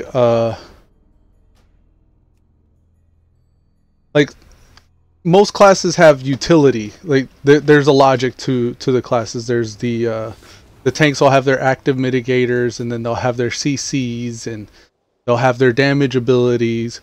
But then they also have like support or utility abilities as well. And maybe what I could do is highlight more of like some of the reasons why these supports and utility abilities are useful in different situations where you, like for example, if a mage is rooted, if they get rooted in place or stunned even, a mage can blink out of that root or a stun and free themselves. And that's something that the tooltip doesn't say you can do, but like just through trial and error and playing the class, it's like one of the things that you pick up along the way that you find out that your class is capable of. I could do like maybe little highlights of special abilities. Maybe I'll do like a class showcase where I showcase like an ability like that. And that would be, I think, at least a variant of class guides that isn't just a direct ripoff of, I saw this class guide and here's my class guide, which is exactly the same as this other class guide, but my way. I don't know. But then, like, another thing is, like, I very much for my streaming and my videos and stuff like that to just be what I actually just do in the game, like how I play the game and what I'm up to whenever I am playing the game, and then just kind of like sharing that experience. I don't know if that's interesting or entertaining, but more of like, I guess what I'm trying to accomplish with the stream is just like really just hanging out with people. Like I'm not trying to, I don't know, I'm not trying to like invent something new or I don't know, make a podcast that really focuses on anything in particular or anything like that. But that is kind of happening, I notice. Like, with just the way I normally play the game, oftentimes, for example, here's a good example right here, is like, the little spin-off episodes that I'm doing, I've done like the bowling for gnomes. Like, if I find a quest that is funny enough or entertaining enough that I just like had a blast doing, then maybe I could highlight a specific quest like the bowling for gnomes video. But then also I notice reoccurring themes whenever I'm playing. Like oftentimes I'll be trying to group up with like Cuz, for example, but me and Cuz don't always group up. Like sometimes we're just doing our own thing because there's no shortage of different stuff you can do to maintain your main character and even your alts. So oftentimes you'll log in and you could spend an entire day playing for however many hours and not really ever see or interact with other people. And that to me is like, it's kind of sad that that's the case, but at the same time it's kind of nice if you're like a super busy like a parent or employee somewhere, that you use your time effectively. Did I just get in the outhouse? What the hell?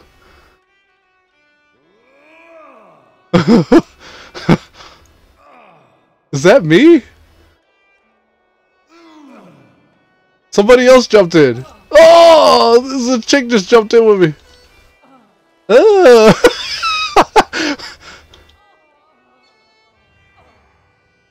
What the hell was that about? Kind of wish I would have. Doing your duty?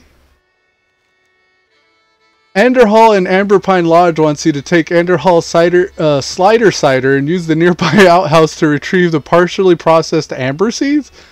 Alright, Dwarf, here's the juice. It works immediately, so don't use it until you're safely inside the outhouse. Now give me some of those seeds. And then not only did I go in there just to eat something to poop it out, but this Worgen female with her nasty ass came in with me and started doing it right as I was wrapping up. Oh, gross! Greetings, Shaman. Got those seeds for me yet? And then this guy wants them. Like that was all gross. He said, well, Thorthord, everything come out okay? Looks like we caught him just in time. And then he wants to give me a ring that's made out of these?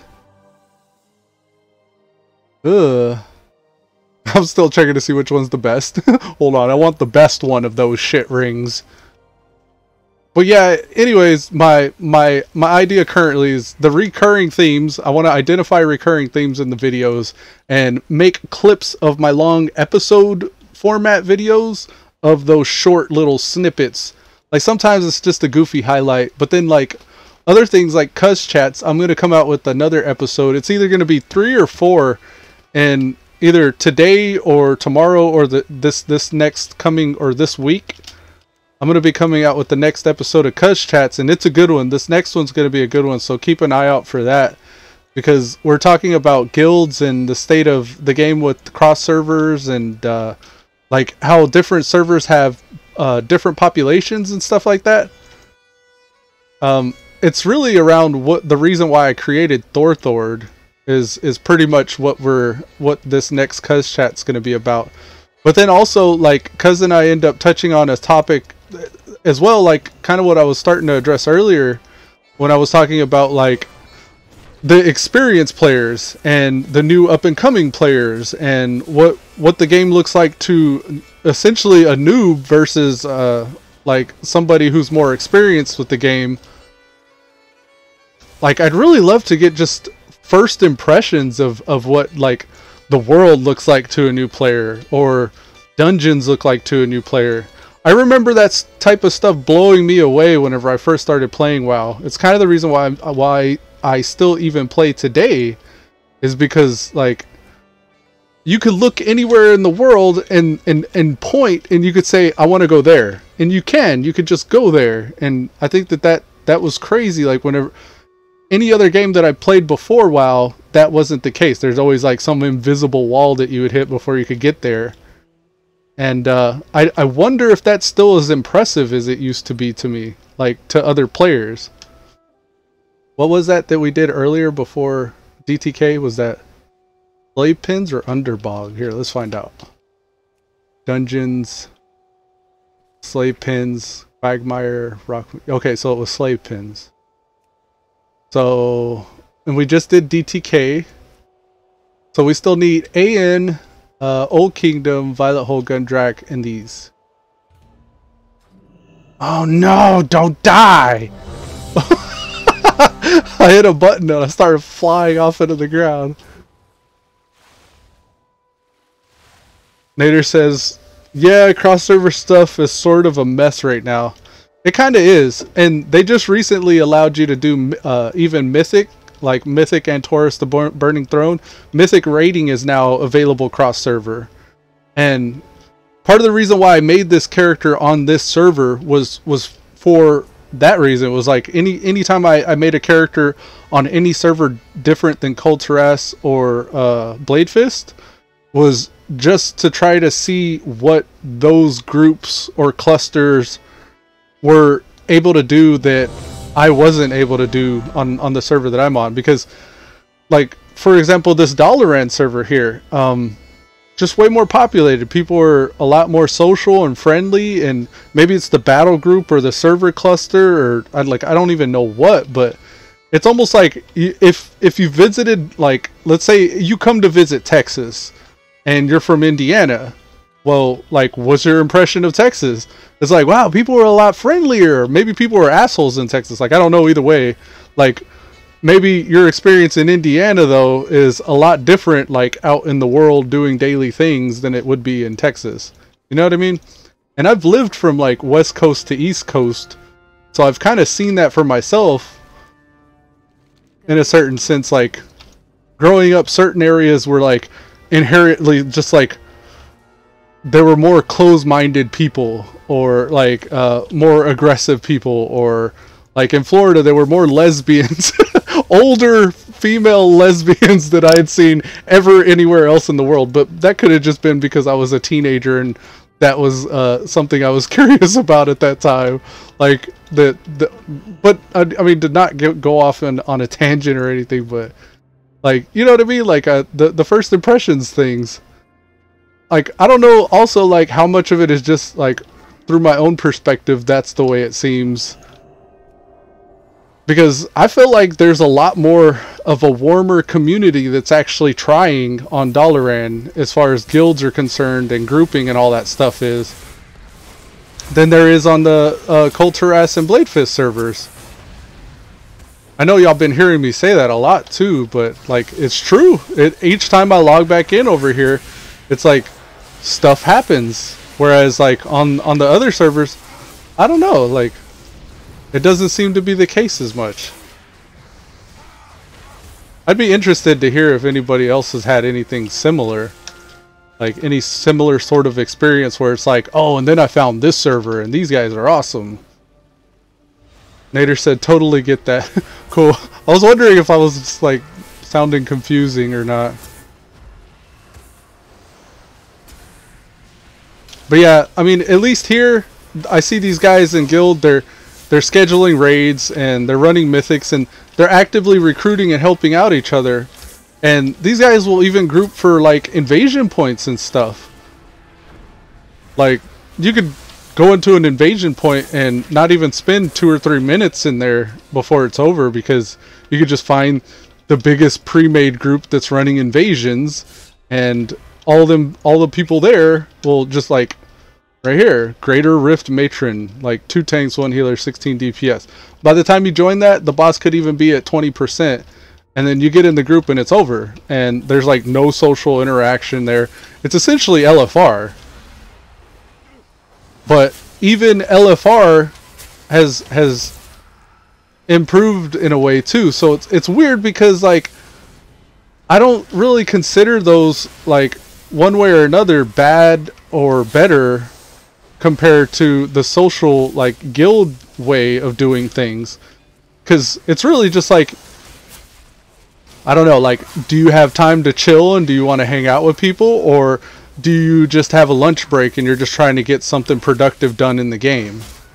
And that's really what it is. There's this, like, weird, I guess, that dichotomy between, are you in a rush or can you stay for a while, options in the game. And in my mind, I'm not in a rush, but I would rather not stay for a while if I could get something done quickly and then hop over to an alt and then get that same thing done quickly and then hop over to an alt. So this kind of dichotomy has actually been feeding my alcoholism, and I don't know if that was intentional or what, but I have more time to play the game than most people, and I find myself doing just like the business executive that's just on his lunch break, you know, hopping in for a quick fix and then getting out, except I hop in for a quick fix, get out, log on to an alt, and then I get a quick fix and then I get out and log on to another alt. So like I wonder, like, so it's almost like there's a third group of player who does have enough time, but then like also I guess I'm conflicting with even myself, because I want that social interaction as well. Like I want to be able to hang out and make friends, like hang out with and make friends at the same time. And I keep on looking to guilds for that. And until I found this guild specifically, like it was very hard to find that existing. And maybe it's because, like, I think me and Cuz were talking, and this, like, kind of goes back to what I was talking about to begin with, was Cuz chats, I think it's episode 3, it may be episode 4 that's coming out soon, is me and Cuz actually talking about this issue. And we draw different conclusions, and what it ultimately boils down to is, I think the conclusion that I drew was something like, we live in a push-button society, and it's really hard, I mean, like, push the button and get the goodie, like, kind of, like, society. I don't know if that's an accurate way to describe it, but I think you get my idea. Like, you can push a button and get the candy, or you can stay for a while and develop your interpersonal communication and find meaningful relationships and friends to run stuff that you care about with. Let's do this. Or you could just I don't know what I'm saying anymore, I'm sorry. Shit's hitting the fan here. I think this is a healing debuff? Yeah, it's a healing debuff. Let's not let the tank get debuffed to oblivion. I'm gonna have to do more than just AoE heal, I think. Oh, he lived! He lived! Good job, buddy. I think the Pally helped us out there. GG Pally. Okay, these guys aren't gonna let me.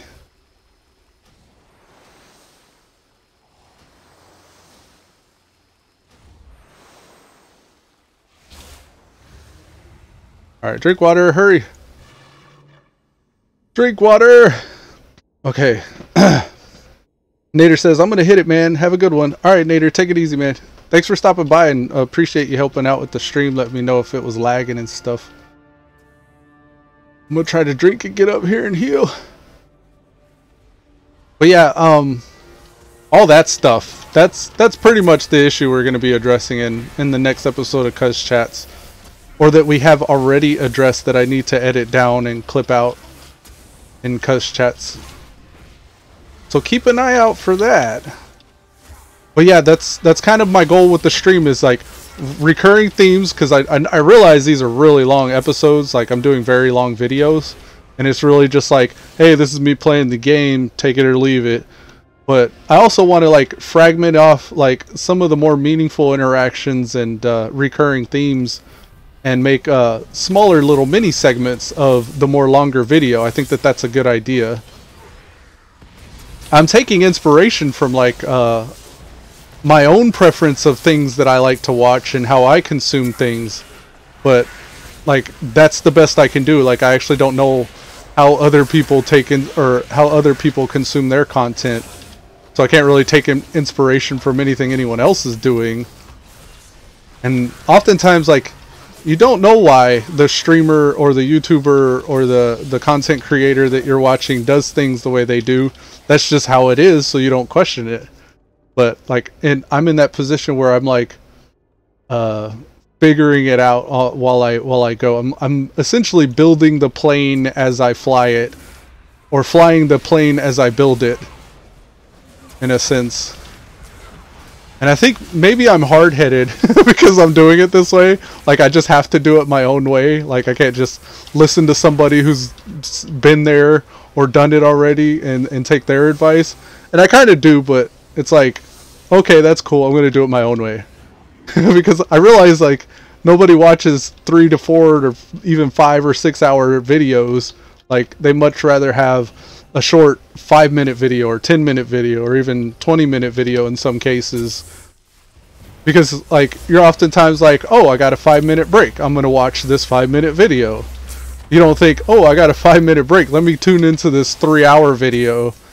And I don't know, at least that's how I imagine it works. I'm not actually sure. It just makes sense that it may or may not work that way.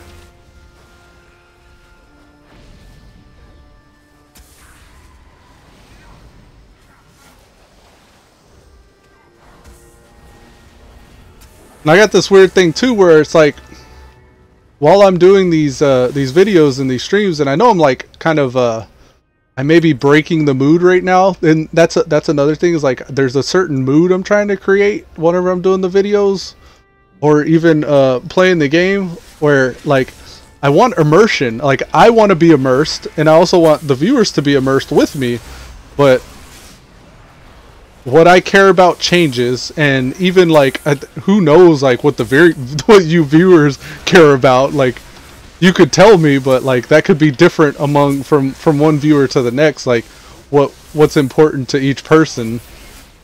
So it's kind of a weird thing to address and try to figure out. So I'm really just kind of winging it. I don't really have a plan or like method to the madness, but I am trying to improve. So like trying to figure out how and where improvement can happen is a little bit of a thought experiment, I guess. But I don't want to just be like stuck. Like I do want to grow. Like I want the community to start getting bigger, and like I just don't know how to instigate it. I'm trying to figure out ways to get out there more, and like maybe I need to start reaching out to other streamers and do like collaborative stuff. But like when I think about other people streaming and what other content creators are doing, like I feel kind of like I'd be giving up the control that I have. And it's really nice being able to just like stream whenever I feel like, or like most of the time whenever I feel like it's a set schedule. But like I don't know, there's a certain amount of freedom that I have that I don't think I would like to sacrifice. But who knows, like maybe that's what takes me to the next level, getting uncomfortable and doing things that I don't like to do, or that I'm hesitant. I don't know. I'm just rambling at this point. Like I have been, I guess, for the past hour or so. Ooh, nice boots. But yeah. There's some videos, there's some episodes where I'm in the zone, and like I'm saying like what's going on in the group dynamics, chatting with the party members, and like kind of like narrating what's happening like with the spells. Like I'm preemptively dropping a healing ring. I'm gonna start chain healing. Oh, this guy ran out of my healing ring, so I gotta move that because he's not gonna stand in it. Like that type of stuff. I just don't want it to get repetitive or boring.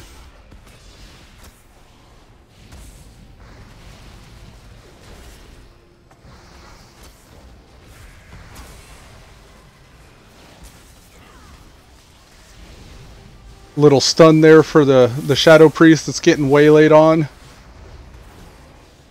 And the Shadow Priest in this situation, I would recommend running towards the tank if you ever get any extra mobs on you as anybody but not the tank, then you run to the tank. So like that's advice that I would give to that Shadow Priest there. Hey, somebody's beating on you. Oh hey, they're still beating on you. Oh, they're still beating on you. Go run to the tank and let him take that off of you. Because oftentimes the tank, he has the big dog ass in his face and he can't see what's beating on you. I mean, if he was looking at his bars, he could probably see that portrait was red. And another thing too is like the tanks could see who has threat just by looking at the health bars. But maybe the tank doesn't know that. There's like a certain amount of give and take in parties like that, where my thing is with most groups that I'm in, like you have your role where you're like the tank or the healer or the DPS, and like with that role is like your job description. Like your job as a DPS is to do as much damage as humanly possible in as little amount of time as you can. And like that, like up front is what a DPS's job is just like to damage the mob, right? So the healer just to heal the party, right? Or more specifically the tank ideally. But then like also the tank, his job is to just hold aggro of everything that's attacking. So you got somebody that holds aggro of everything that attacks, somebody that heals everybody that gets attacked, and then the damage dealers who attack everything that we see. So those are the individual jobs, but there's also the team and or party dynamic. So if you have a move or an ability that can help the party in more ways than just whatever your primary role is, like that's your utility or your support like type stuff, I guess as a DPS maybe you're wasting time and damage per second by casting utility moves. But at the same time, like when you can empower someone else in your party to focus more on like just doing more damage or just healing or just tanking, like as a team you do better. So there's like the whole team dynamic thing that I think is neglected quite often, where it's like, oh, every man for himself and whatever the damage meter says is what you know is rule or law. Like my job is to just make sure my bar is bigger than everybody else's. And as a tank or even a healer, sometimes you can even make yourself the highest damage dealer. That doesn't mean you're good. Just because you can, like if you're good, really, like everybody's topped off, and like that's pretty much it. Like that's your job. But if you're just at the point where everybody's topped off and you're just twiddling your thumbs, then it's in your party's best interest that you do something to contribute other than just heal, like CC or offer like movement speed buffs, or like, you know, whatever the utility is. Like damage could also be its own utility, but not at the detriment of your healing. You know what I mean? I could easily be a DPS healer even as the shaman, but actually I take that back. Not easily. I don't think it would be very easy to do that, because the shaman's not really equipped that way, in my opinion. Like nothing that you do with your damage dealing lends itself to healing. So to me that doesn't sound like a winning strategy to DPS while you're healing as a resto shaman, at least. But as a paladin, like I remember there being a way I could set up my paladin to heal while he, or DPS while he healed. Here, I could be on the run and healing. I forget that I could do this.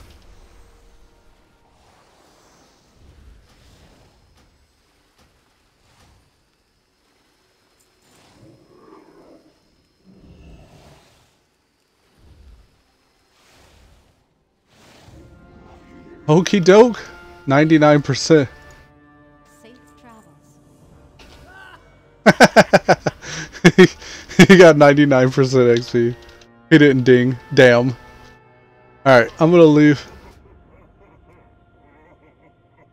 And then someone's posting the damage meters. Why? Why do you post the damage meters? You know, it'd be more interesting for people to spam or post, like I was saying earlier, buff uptime, debuff uptime. Post that shit. Like, that makes more sense to post. And nobody cares how much damage you do. I mean, it's important. Like, don't get me wrong. It is important to try to do as much damage as you can. But your measuring stick shouldn't be your other party members. Like, you have no idea where they're at in their progression. Like, where their gear happens to be at in their questing and leveling. Like, so it's really kind of a moot point to report damage meters at a low B level. Like, and I often, like, I pride myself in being able to play my class properly or well, but I want to measure myself, like, not by other people, but like my own progress and what I've seen. Like I've seen my enhanced shaman here. He's hit 1.5k DPS in some of these level scaled parties, but then he's also hit almost 3k DPS in some of these parties. but it all depends on the pull, and it also depends on like the tank's positioning, and like there's all this other stuff that goes into play. But you can very easily cheese the damage meters by doing stuff that isn't necessarily useful, just to boost your numbers up a little bit more. And like that's cool, I guess, if you establish that that's what you want the party to do.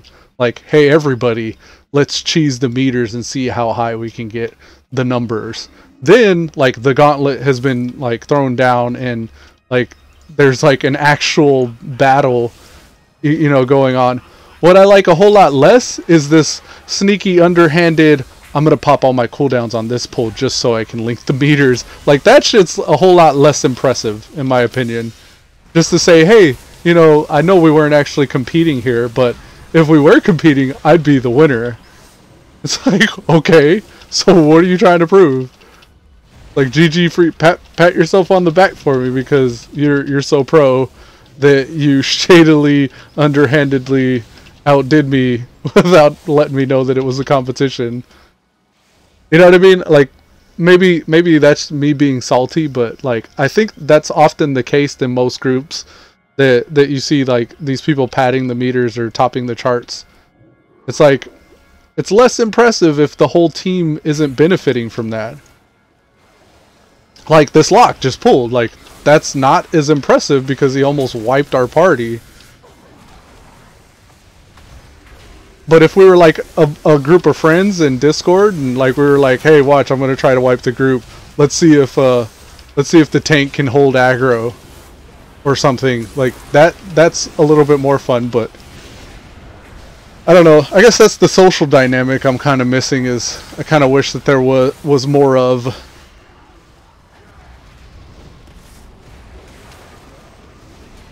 There's a lot of little things that I think could lend itself to the game to be more interesting.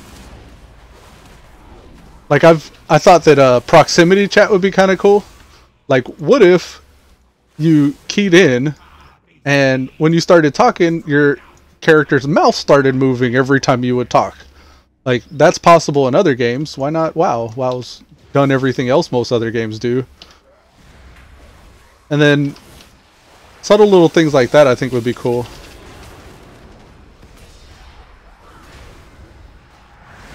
Bam, healing the tank here. He's taking a lot of damage. He's standing in front of that thing going ballistic on him.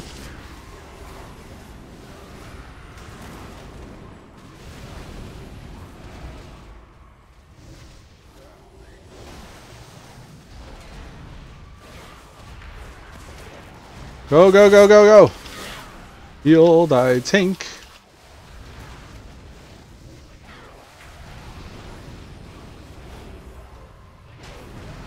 I'm almost ohm after that one pull there. And what's cool is like when I go ohm, I'm sure my healing done is astronomical. Yeah, yay!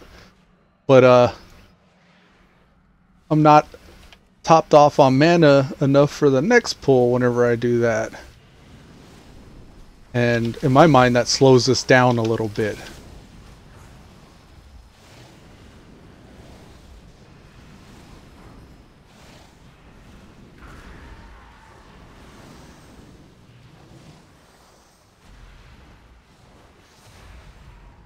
Oops, I got dizzied. Mana again, we're still in combat, okay. I had to hesitate for a second, I wasn't sure what move I was trying to pull out. Drink water, hurry before everything comes.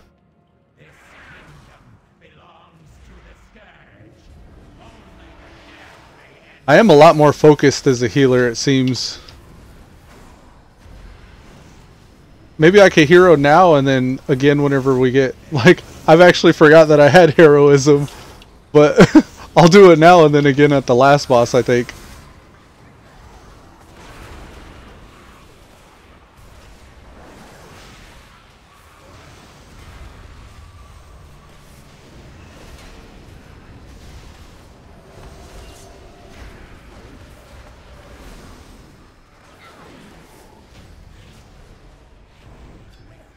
We had 10 seconds left on our heroism.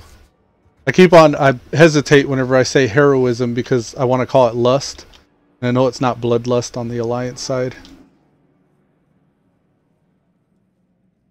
One thing I've been doing a lot lately is in my collections tab, I'll go to the Orb of Deception. So now I'm a troll. I'm a troll shaman. I think that's cool. I don't know why, I just think it's cool. It could be a troll.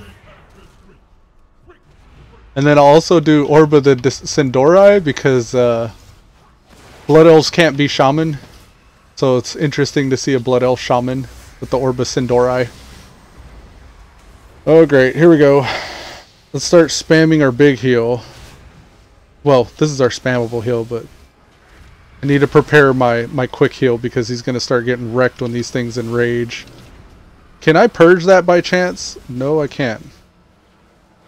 There used to be like a Soothe Beast or something like that, or a Soothe that one of the classes got. I forget which one. I want to say Druid. But then the Hunters as well. The Hunters could also, I think, Sting. They use some kind of a Sting to remove enrage effects. I was worried because I thought both of those Scarabs were going to go Savage at the same time and nuke our tank down. A little bit ohm, but that's okay.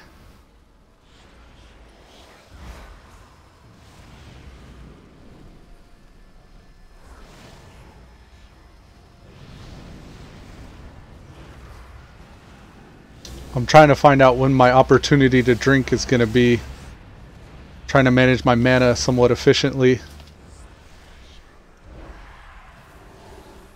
Should be able to after this guy. Hopefully. And we got the little ad. Kill the little ad, please. We get some drink. Some drankety drank. Let me out of combat, please. Let me out of combat. Something's aggroed me. What is it? Ardenox? Okay, so I'm starting this without very much mana. Unfortunate. And he's pulling let the boss eat everything. Get away. Oh no. Oh, he killed it. Nice. That's a first.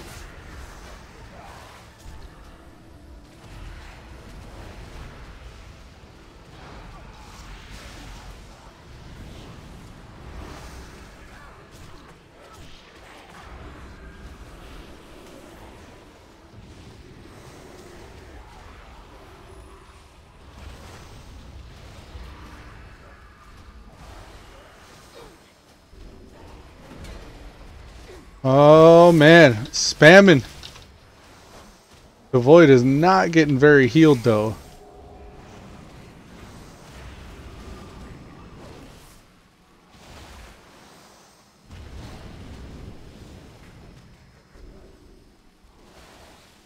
I've never seen that boss go down so quickly like that.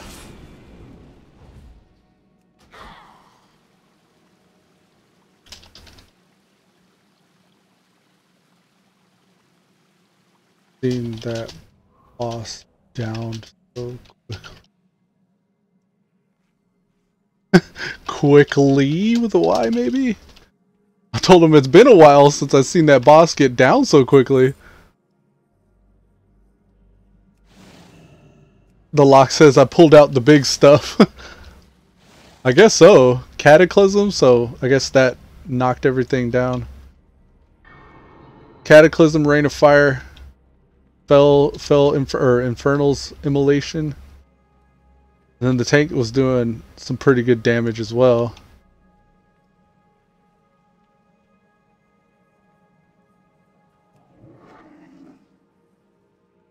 Maybe they fixed it though. Maybe they fixed that fight and... Where are they going?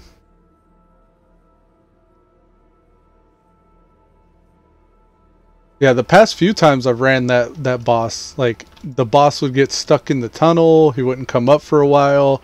There's all this downtime before he even made it into the room. And then after he made it to the room, you had to wait for him to eat all those mobs that ended up killing our tank right there after he died. But yeah, that fight usually takes a couple minutes just for all that stuff to happen.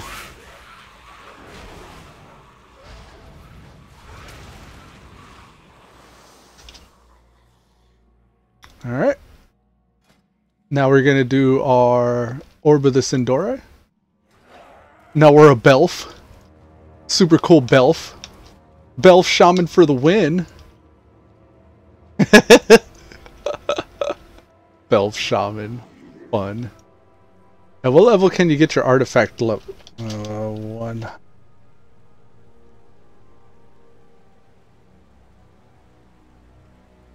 And morning. So, healing my butt off. And you.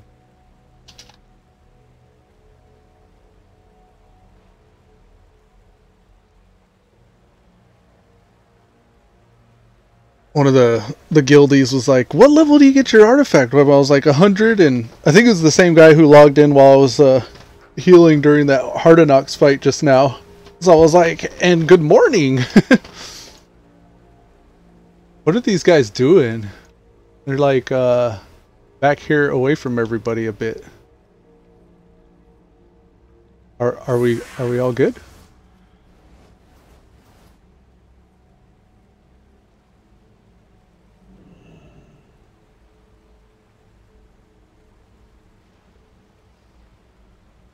Look at him, he's got that battle mode, that battle stance. I don't know if I like that. Seeing him in Blood Elf. You want a herb, hit that lake by the Peta. What herb though? What do you mean? Deals shadows. Deals when nearby friends are healed. Ah.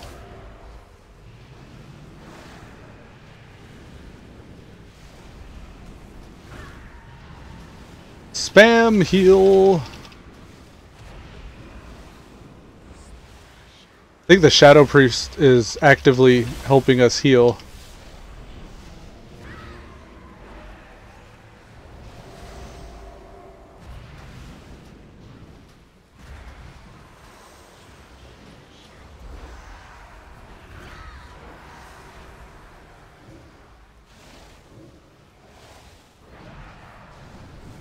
Dead typo on phone. I don't know what the Warlock is talking about. Pete Vega said later. All right, take it easy, Pete Vega. Oh, actually, you were saying later to Nader earlier. My bad. Thought that was a new text.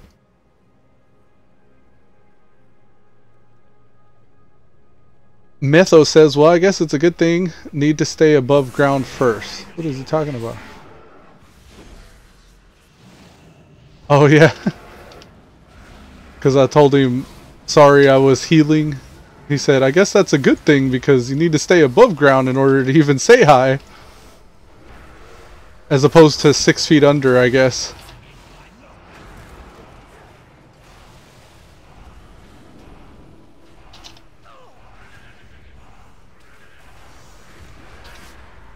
Did Vegas say yupper?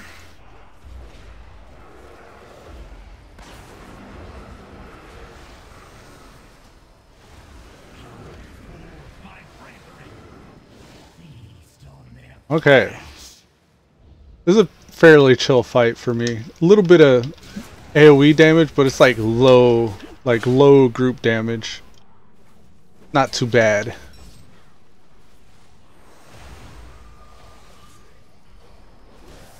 I really probably could DPS, but I'm afraid of wasting my mana. I don't trust my mana consumption yet. Maybe as I get more acclimated to Resto healing, I'll start taking more chances, but I'm really kind of trying to play it safe. Safe. Sorry, the spot DHTA in Borean Tundra near the starting area is that lake. Oh, okay. So I guess D-Void is trying to tell people that if you're an herb gatherer, there's a spot in Borean Tundra that you can get your herbing up at. Oh. Just got pounded. I must have been just right at the limit of where that cone effect landed. Because I was pretty far away from the boss just now whenever I got pounded.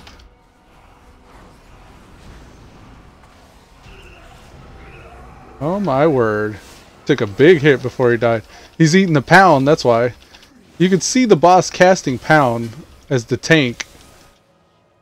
There's really no excuse for getting hit by it. Well done! I think I'm overhydrated because I gotta go bio again. I blame the Resto Shaman, all the water effects. It's like hearing the faucet run or listening to water effects. Okay, here we are. Continue. Complete. Don't forget the eggs. Complete. Continue. Complete. Lots of XP. Alright, I'm going to leave group. Thank you folks still. And quick bio again. I'll be right back, guys. Right now. Alright, BRB.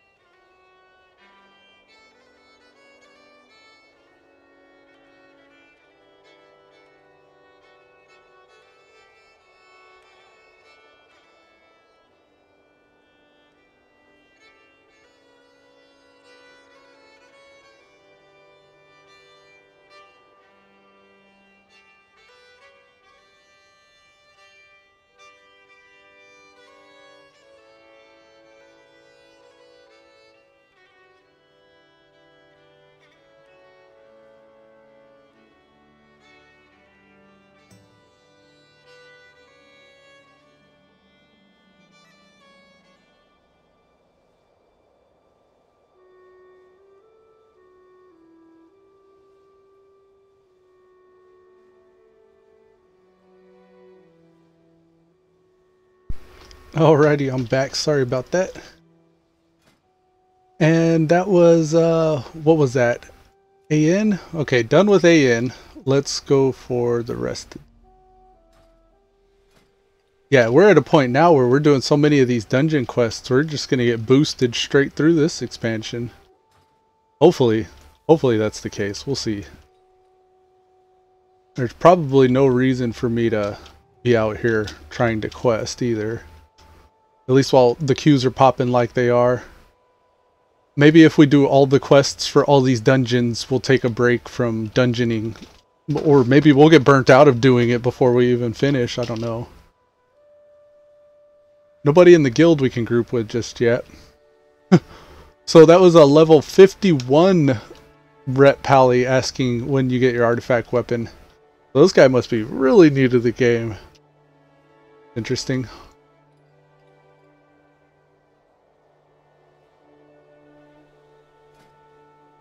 Alt of Basalt. The Underbog. Alright, we're going to chill in the inn here and do the Underbog. Enter dungeon. Thorthord for the win. Yeah, I'm using all my abilities. And I even have my stone form out. The old Underbog. Been a while, Underbog, but we meet again. Peace be Naturalist Bite. His name is Bite. Bite, you need some clothes. This guy, this is a weird looking dude. Shoe? Spore skin? Creamery or shrubbery?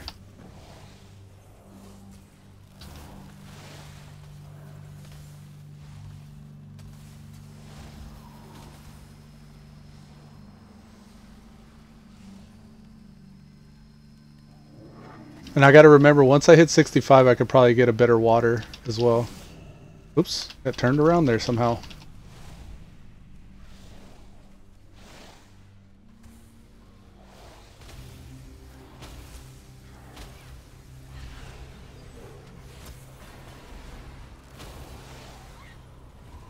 I need to use Spirit Walker's Grace a whole lot more than I do.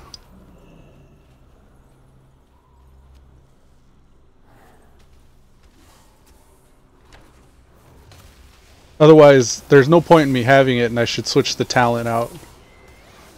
Because I believe, as it stands right now, Spirit Walker's Grace is currently allowing me to cast on the move, and increasing my run speed, and I think reducing the cooldown of Spirit Walker's Grace.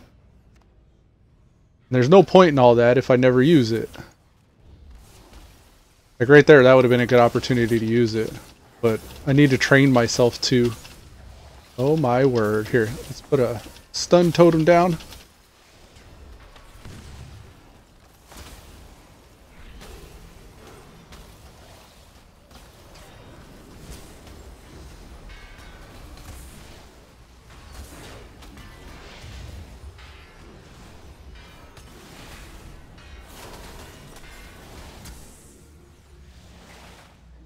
Drink water.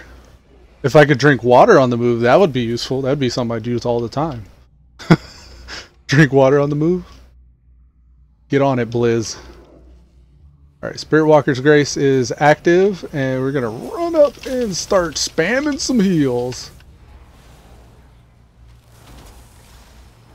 I don't know how long it stays active. Yeah, 4 seconds, 3, 2, 1.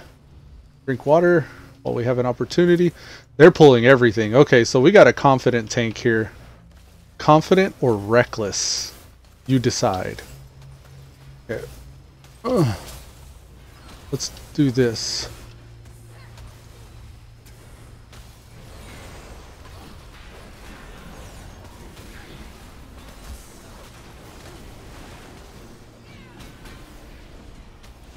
Drink water.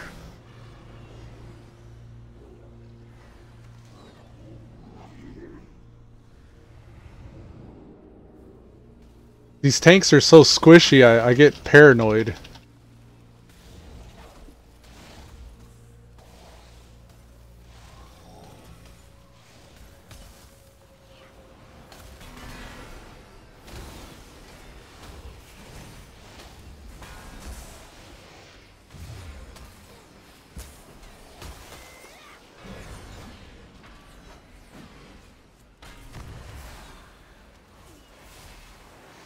Mage said WTF. Ah, evade bug. Lol.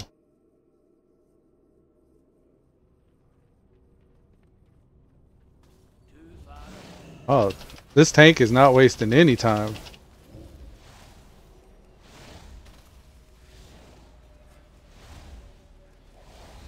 Just spam healing surge for the win. That's all I can do.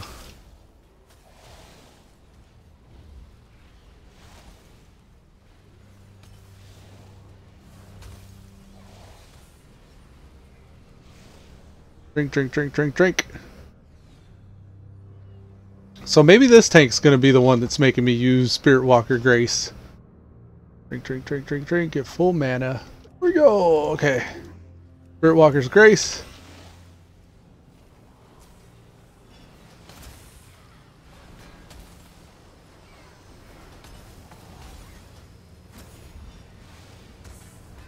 Let's see if we could just spam our regular heal enough to where we can actually top them off with just the regular heal.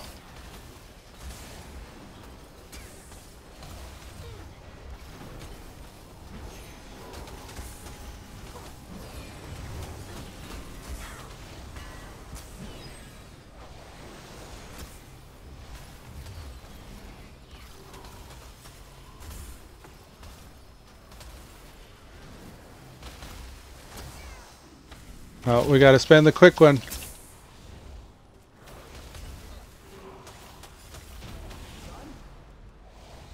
So my secret strategy or goal is to try, you know, I'm trying to not use healing surge as much as I am. Tank does not care, just running straight into some stuff.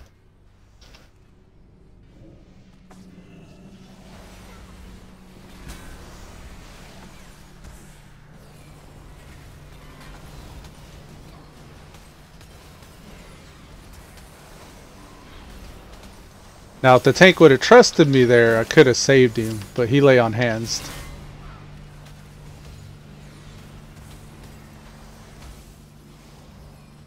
Alright, drink some water, because this guy's not going to let us.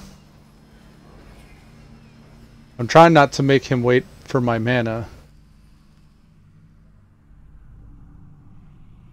Drinking, drinking, drinking. One more tick and we're good. Go, go, go. I have no sprint other than the Spirit Walker's Grace.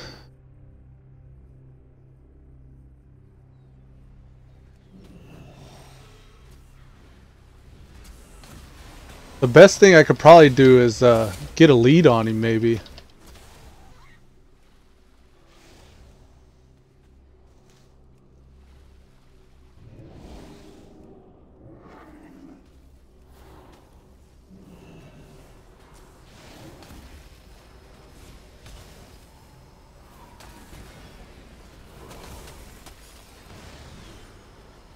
It's a decent tank though, they're actually using their mitigation pretty well.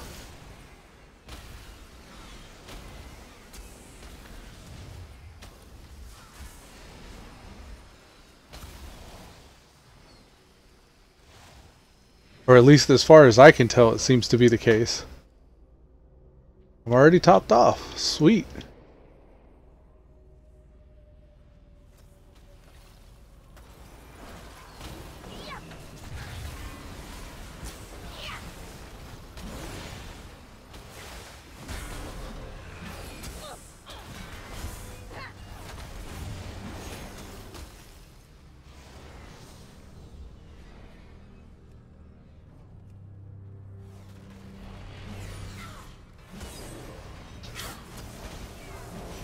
Did we get the other? Yeah, we did. Okay. I have no coolies.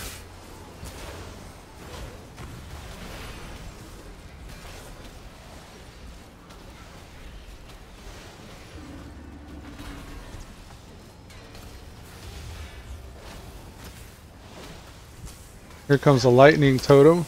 Stun totem active.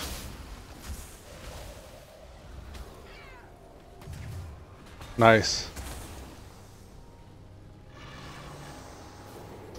It's bad because I'm not worried about this pull. Like, that's not the pull I'm concerned with. I'm concerned with the next pull and the pull after that. And that's kind of how I'm trying to manage my mana. It's like, because look at this, like, we just pulled the whole dungeon. Here, let's just heroism right off rip.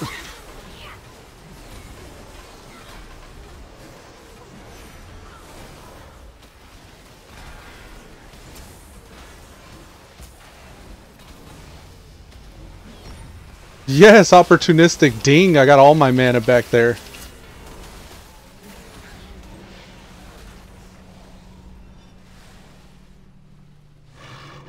Mana back up some more. Still got 10 seconds on heroism. I had to burn it there. There was nothing else I could do.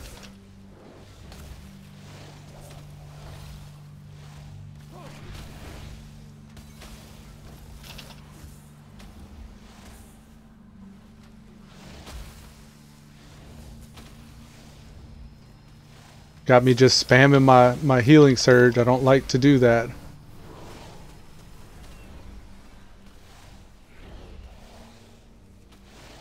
Top her off as much as possible so we can drink.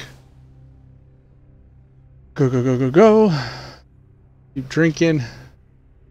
This is good though, like the tank's pushing me. I like that. Oh, pushing me too far right now.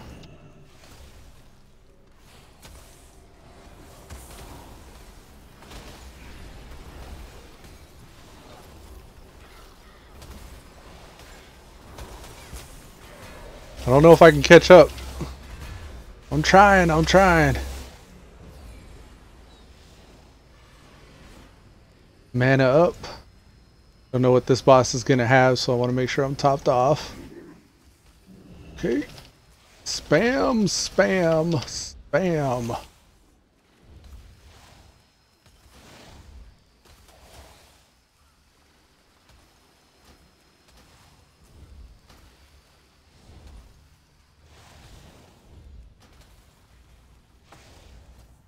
They're probably way out of range of my healing totem.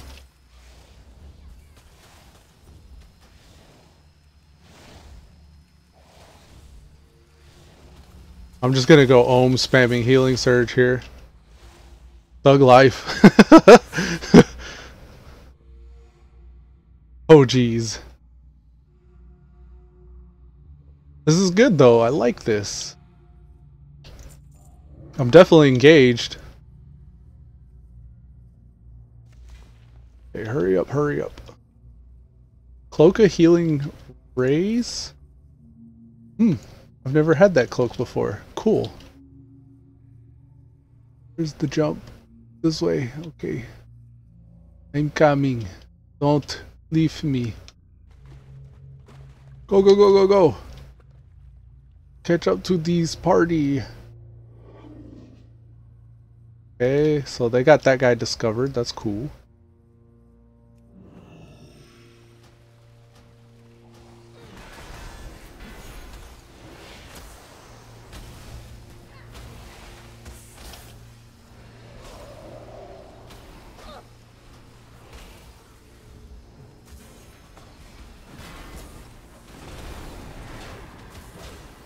Oh man. Oh no.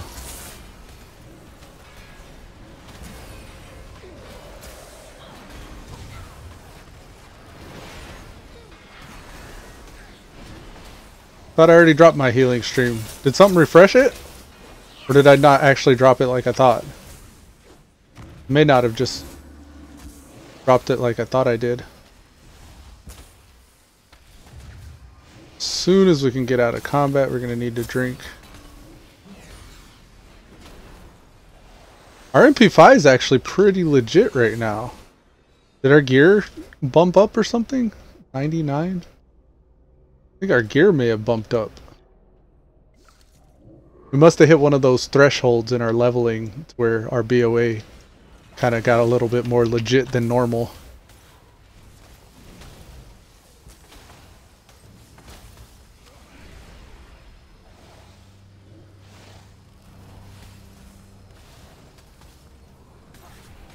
A little bit of lag there. We're okay.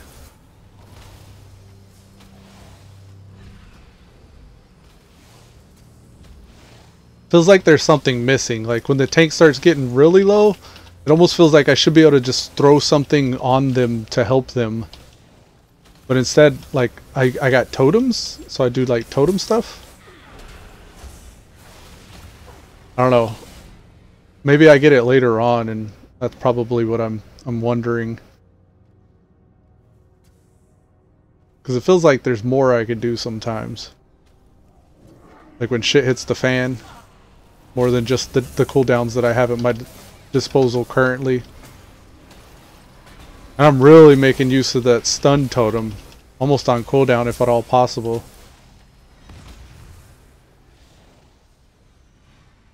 Or... Nice. I will end this quickly. I think this thing charges, so I'm just gonna get a melee range.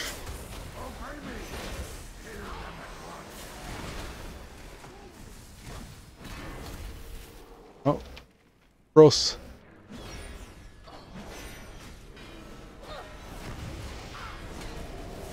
Ooh, I dispelled that. It took like half of his health. I think I could stun these. Nope, neither one of them got stunned by that.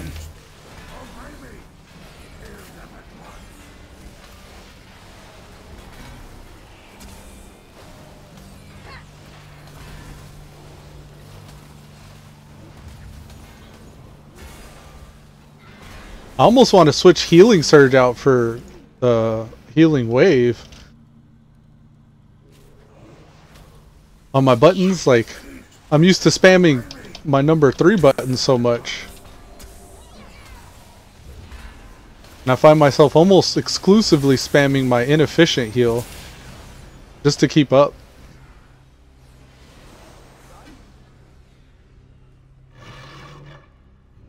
Drink, drink, drink, hurry up.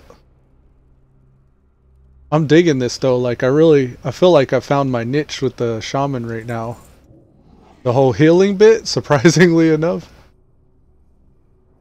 This is actually engaging.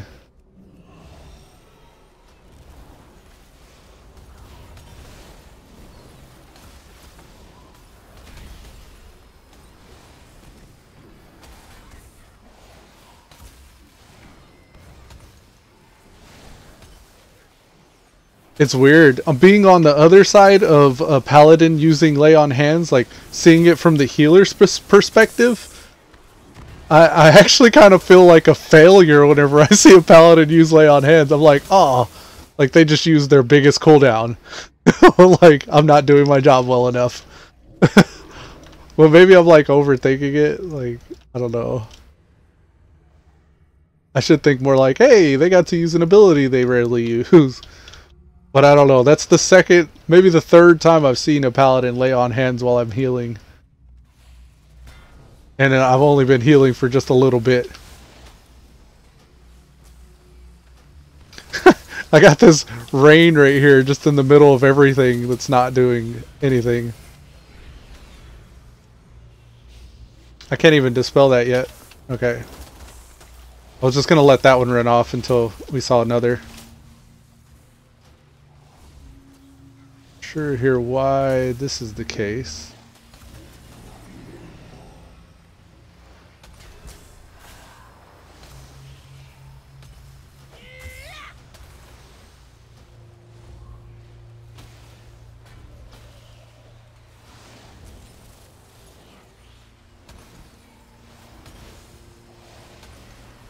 Yeah, like this probably would have been a better time for them to use their lay on hands.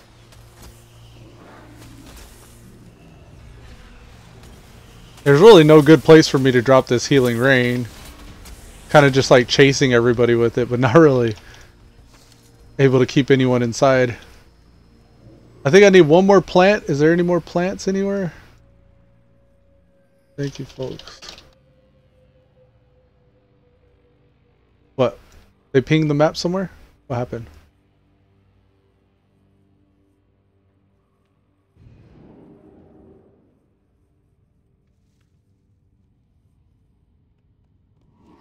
Yeah, I was one plant short there.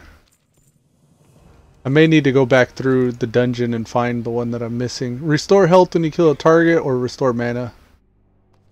Neither one of those are really great. Not better than the BOA one anyway. I got one more plant that I need. I'm just going to go looking for it. Sanguine hibiscus?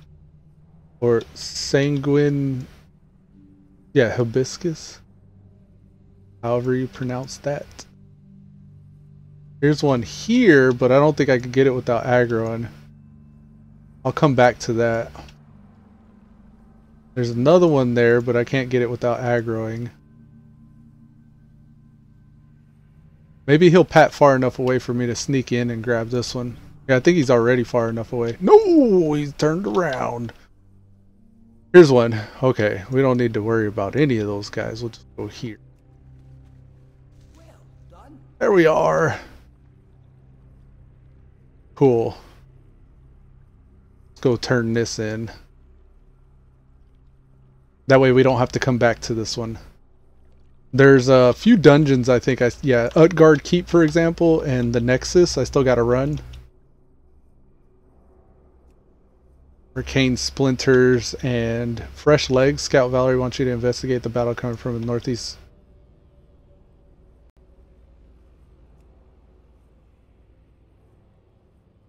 Utgard Keep. Why does it want me to... Oh, okay. So that's just the initial dungeon introduction. Yeah, it's only 1,000 EXP. That's probably not worth it. Let me get rid of that one. That was just the dungeon starter. Hey. Oh, and this guy has a daily. Okay. Alrighty. Pop out of that group there. And, yeah. We'll remove that from the list and just requeue right back up. So that was the Underbog. We have Sethic Stalls, Sethic Halls rather, Gundrake and all those other ones. Or Halls of Stone, that it as well, I mean. Oh, and what was the Nexus? I need to run the Nexus for the Arcane Splinters. The Nexus. And I need water. Level 60, level 70. Okay, so different kind of water. I hate getting different kind of water. Let's get a bunch. We'll get rid of the Drane water here. Oh, the bag boss. Let's sort and sell. Don't need that. Or that. Or this. Or this. We sold a few items at least. Okay. Like tanks deep.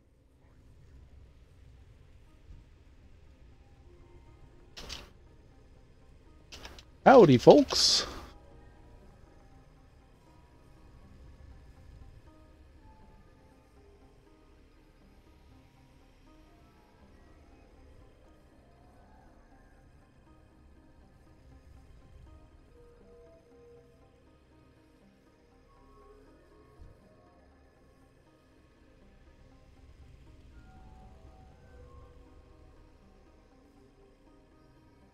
Hello.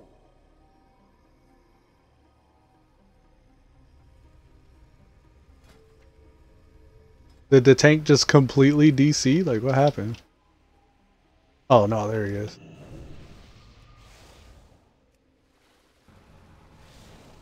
Oh, do I hit? Oh, quick. Can I get it? Oh, I didn't make it. Dang. I keep on wanting to switch out for Windrush Totem. I think that's so much better.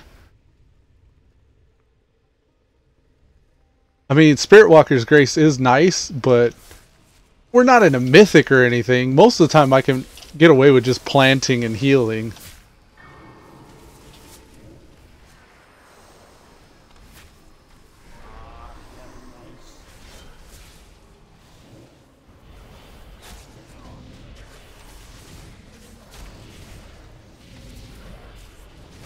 Okie doke.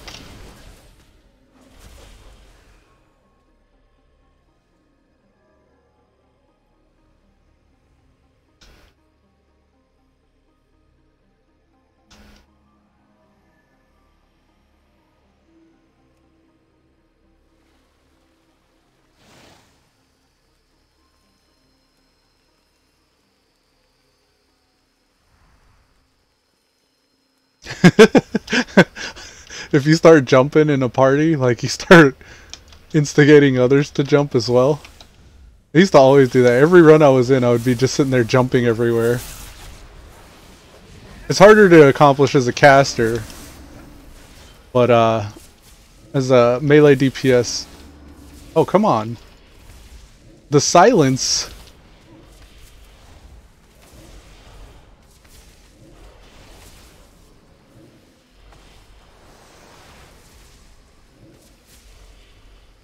His name's Bogard. Nice. That's a decent hunter name. Humphrey here. Humphrey Bogard.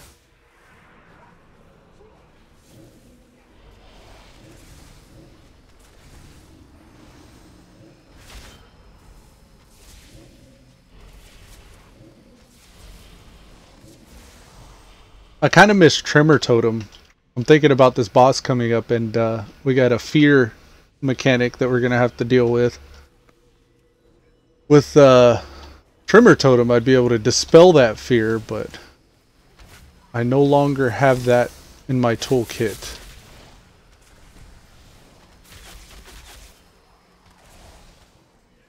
Oh, did they pull the boss? I think they did. Here, I'll help out.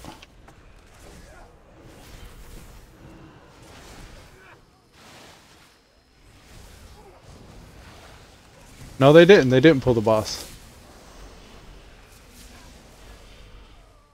Drink water. Gulp. Gulp. Just 3 gulps will top me off.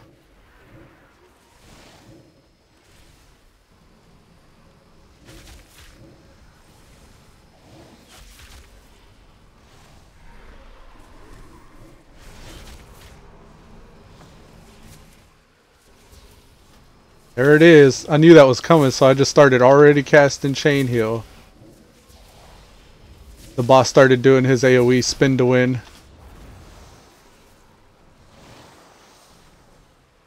That was relatively painless. Kayla rocking the deep charts. All the damage dealers in this group are rocking the deeps. Oh, this is going to be a nice run. Why is it when I'm in a group, I'm like the only one doing as much as Hammeranth is doing here, and everybody else is running like half of that?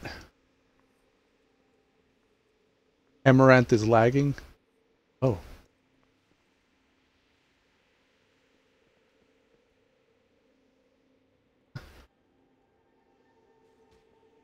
Ouch.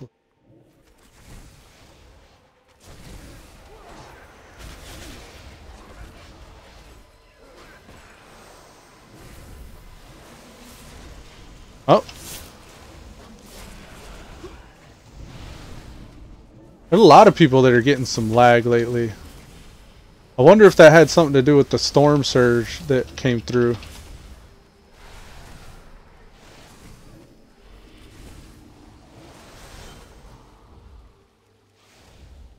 Yeah, it looked like you were DC'd when you were still zoning in too.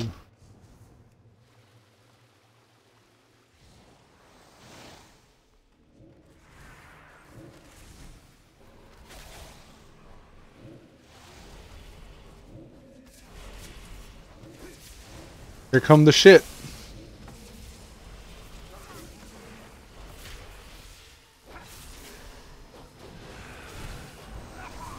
Let's get some stuff that'll automatically heal. See? Preemptive again.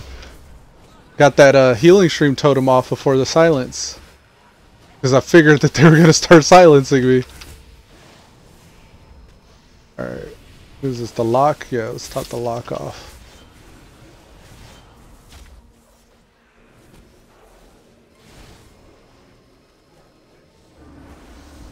Little silence there. And I can stone skin form or stone form out of that apparently. Maybe I'll put stone form over here.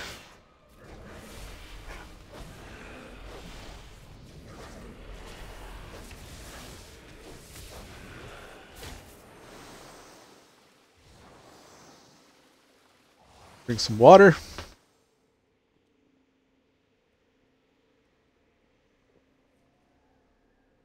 I'm getting all kinds of Gnomer rep right now. Oh, I guess. Okay, my my Healy spec here has Gnomer as my faction I'm working on rep with. Gnomer shows. So I'm revered with them. That's about as much as I need to be with them in order to get the satchel, which I don't need anymore because the guild that we joined when we logged into this server provided us with bags, which kind of bit them in the ass yesterday. Actually, when I was playing yesterday, I noticed that we recruited more people, and they did the same thing that they did whenever we joined the guild. Whenever Cousin and I joined this Vengeful Ones guild, immediately like the guild master and the officers were super helpful and provided us with some bags to get started with, which was a huge help in starting to get any like currency or resources. Oh, shit's hitting the fan. Okay. Oh no. Here, let's plop that right there.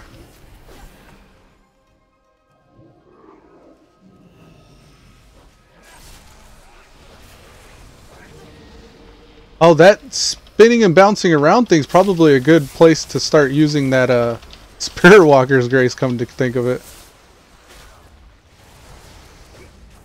Yeah, because then it wouldn't affect me. But I don't have it right now. There's plenty of meat to go around.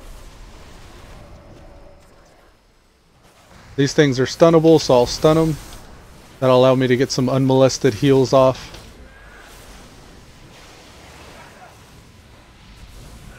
Try to get another automatic heal. Yeah, I'm CC'd. Anything that'll auto heal while I'm CC'd or stunned is what I should prioritize with these.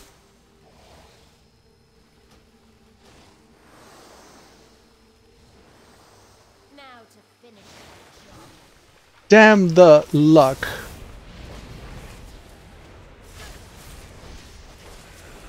Look at all this no name, no name, no name, no name all scrolling. What the hell?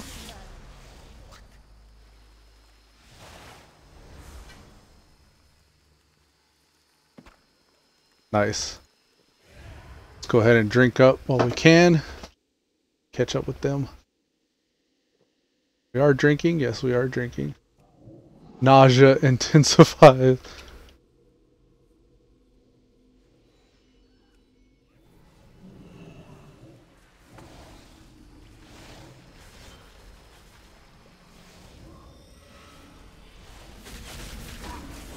Oh, you punk.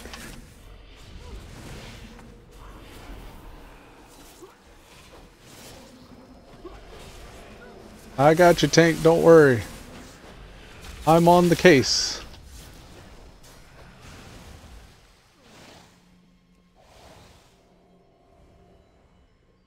Oh yeah.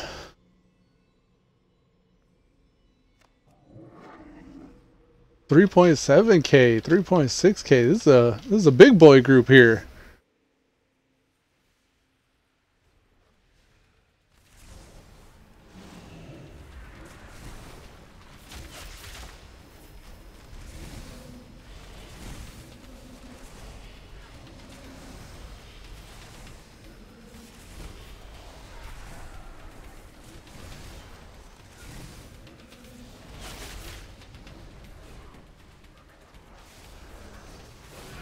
Yeah, when there's a decent tank with a good amount of damage in the group, it really takes a huge load off of the healer.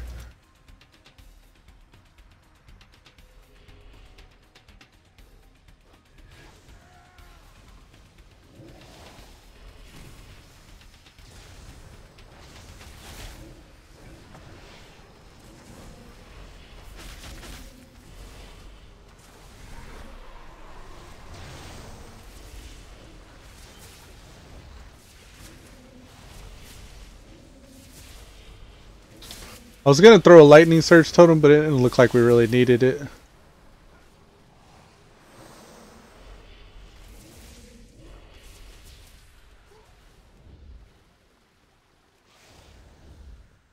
Yeah, I barely used any mana on that pull.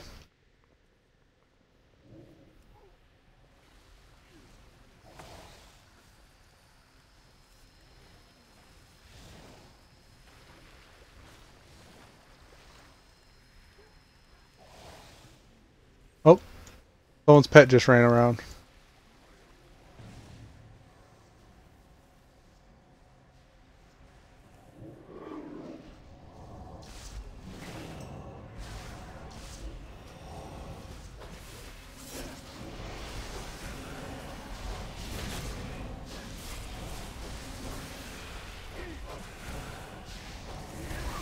Drop some AoEs.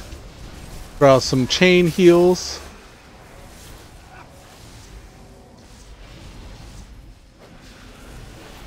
I was gonna say, I don't know if he realizes those ever came. We're good though.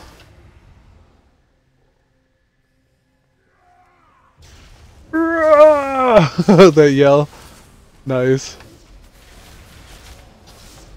Alright, stun going out. And then, a little bit of hesitation there. I wasn't sure if I should throw the big heal or a chain heal.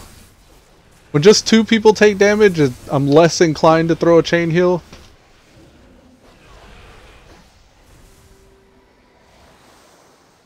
Yeah, we're good.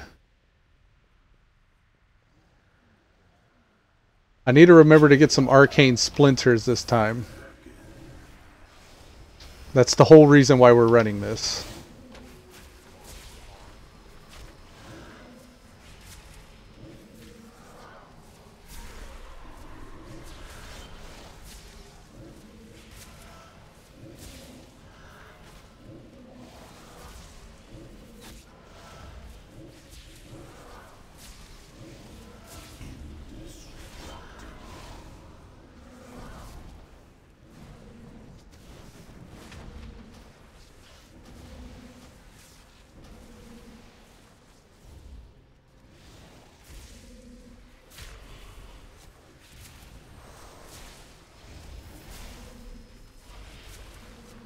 Restorative waters wash over a friendly target, healing them for 809 and an additional 1k over 18 seconds.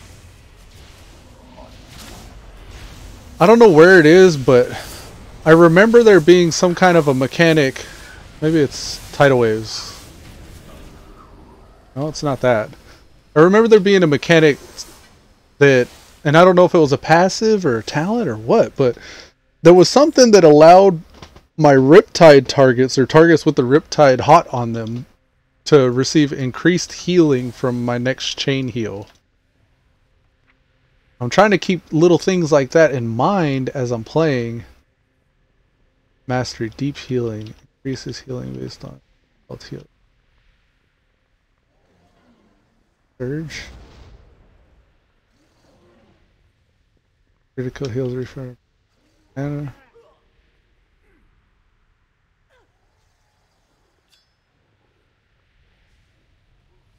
Your direct criticals refund a percentage of your maximum mana. 1% from healing wave. Okay. Casting a chain heal or riptide reduces the cast time of your next healing wave.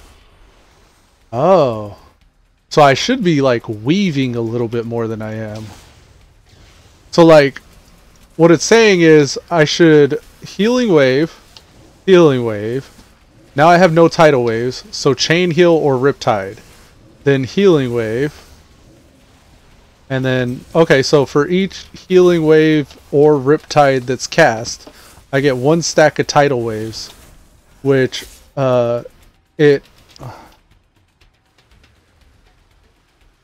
if I'm getting this right. Cast time of your next healing wave reduced by 20%, or critical effect chance of next healing surge increased by 30%.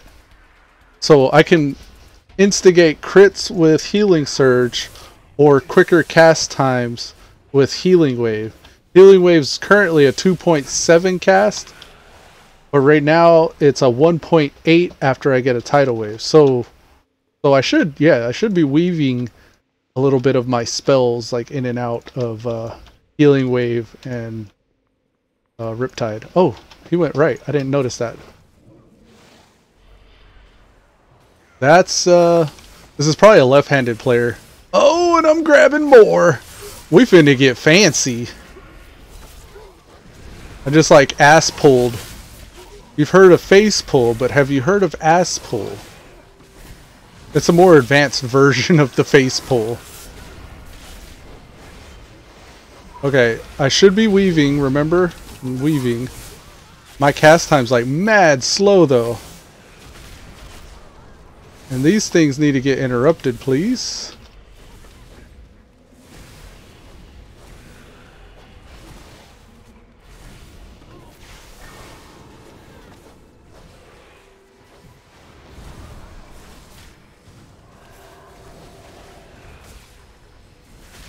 That's another warlock that's soul-stoned, and the soul-stone didn't allow the tank to res.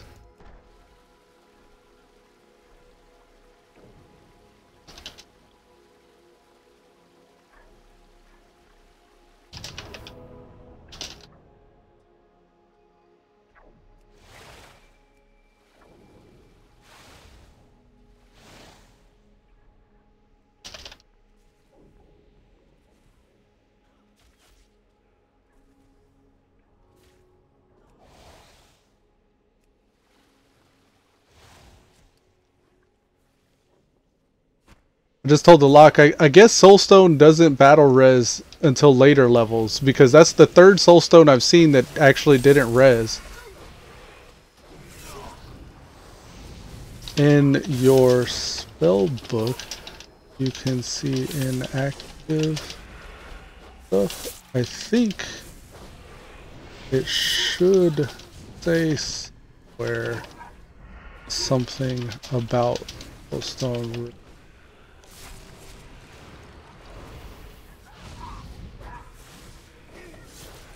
Curious because I remember that at my lock.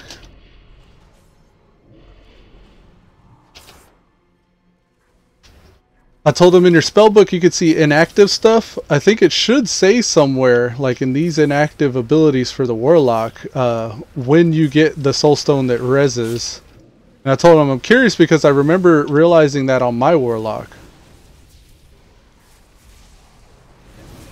Oh, and I need to remember to loot these splinters because that's the reason why I'm here.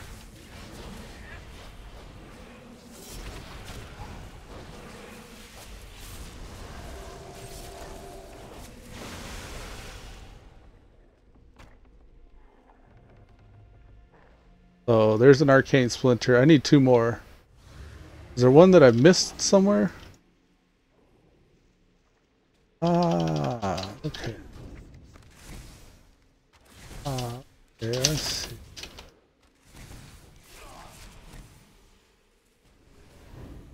Now I can form these other locks too.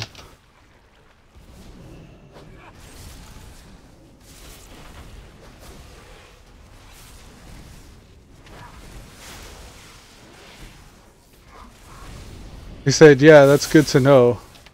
Definitely.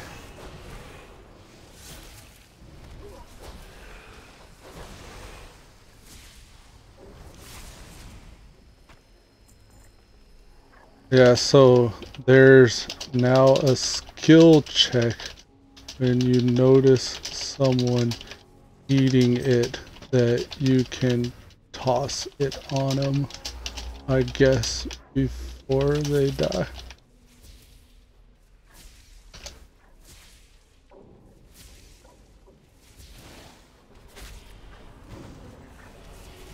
Why does he root me? That's the second time he went out of his way to root me.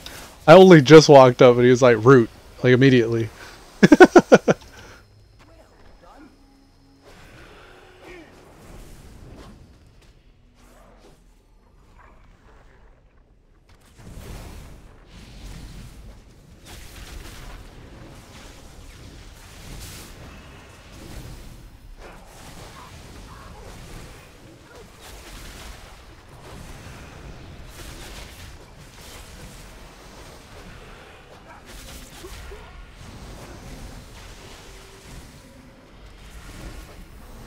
We can interrupt that. That's something that I need to actually incorporate, because that's just as good as healing. If you see something that can be interrupted as a Resto Shaman, you can do that ranged interrupt with Wind Shear. It actually used to be yeah, now it's just an interrupt and a silence, but it used to be a threat reducer. You could Wind Shear and reduce threat on that target. Which used to be necessary for enhanced shaman because they were so proc crazy. They still kind of are procky, but it's really just like Storm Strike is procky now. It used to be like all your Wind Fury and Flurry and all this crazy shit would start procking, and you almost couldn't dump threat quick enough so you could keep on DPSing. You almost had to just deselect the mob and stand there and stare at it. Essentially just AFK until the tank generated enough threat to take it back from you. Of course, that used to be what we thought, but I think now, knowing what I know now, you would almost want somebody to be that kind of willy-nilly crazy DPS. Because you can kind of borrow threat from their crazy deeps.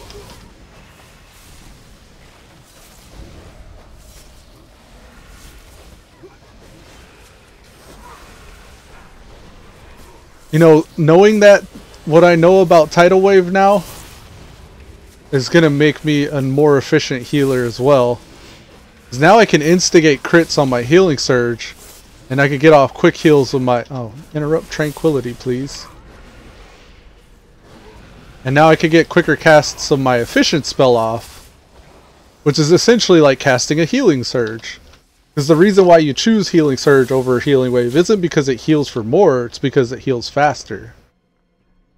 At like the cost of all your mana, basically. But now I could get one of those and then a healing wave off that's... I don't know, I'm gonna have to do it more before I can explain it. Because that's really how I'm a hands-on type guy. Like, I learn by doing.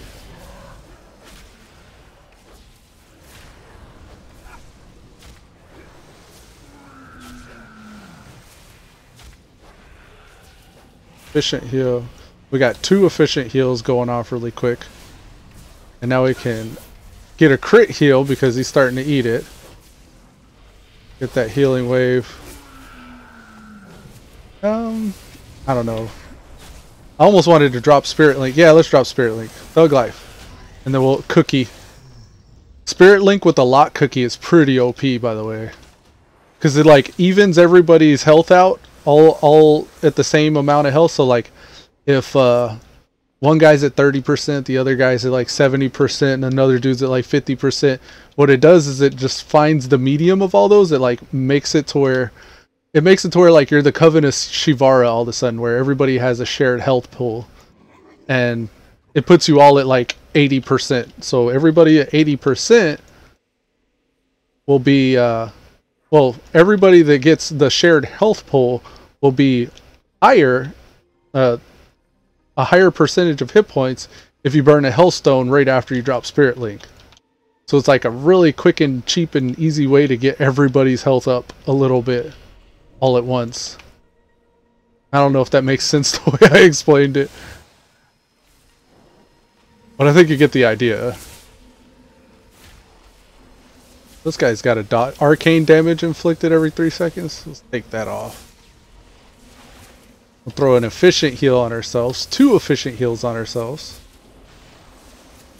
And when I'm dispelling and there's multiple things to dispel, I usually prioritize who has the longest duration first. Because you save yourself from more damage that way.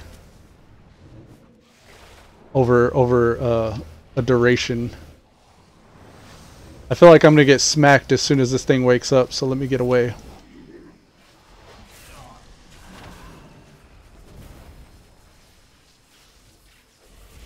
So I caught that right as soon as they buffed him. So that was ideal. Dispelling right as soon as it lands on him. You gotta be careful though, because if there's other things to dispel and you got 8 seconds before you can see that dispel again, it's kind of dicey.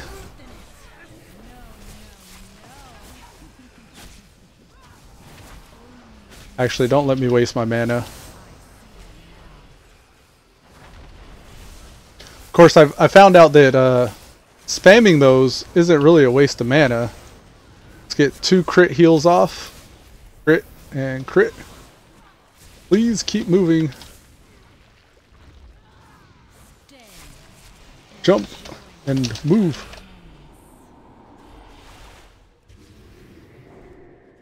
Ah, shit. Now we've come to the truth.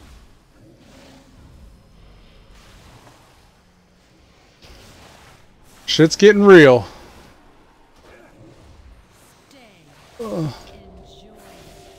Spirit Link. FTW.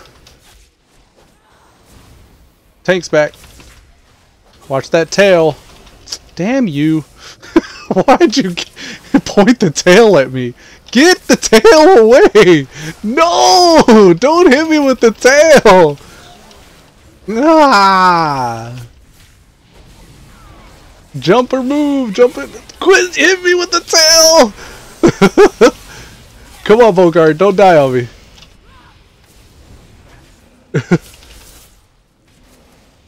Quit swinging the boss around! It hurts my soul. Please. Finder.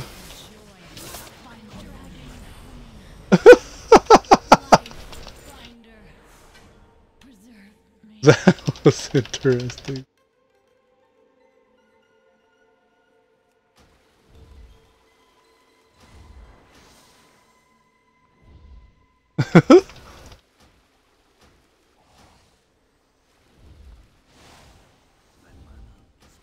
My mana is low.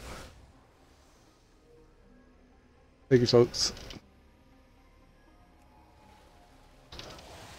I guess I was the only one that thought that was really interesting. The way the tank was spinning the tail around, smacking everyone and shit. Jeez. Sayonara, folks. See y'all later. I think with that, guys, we're going to go ahead and wrap up today's episode of Elude Stalwart playing World of Warcraft Legion. This was episode 64 with Thorthord here. And until next time. See ya. Later, Pete Vega. It was good to see you, man.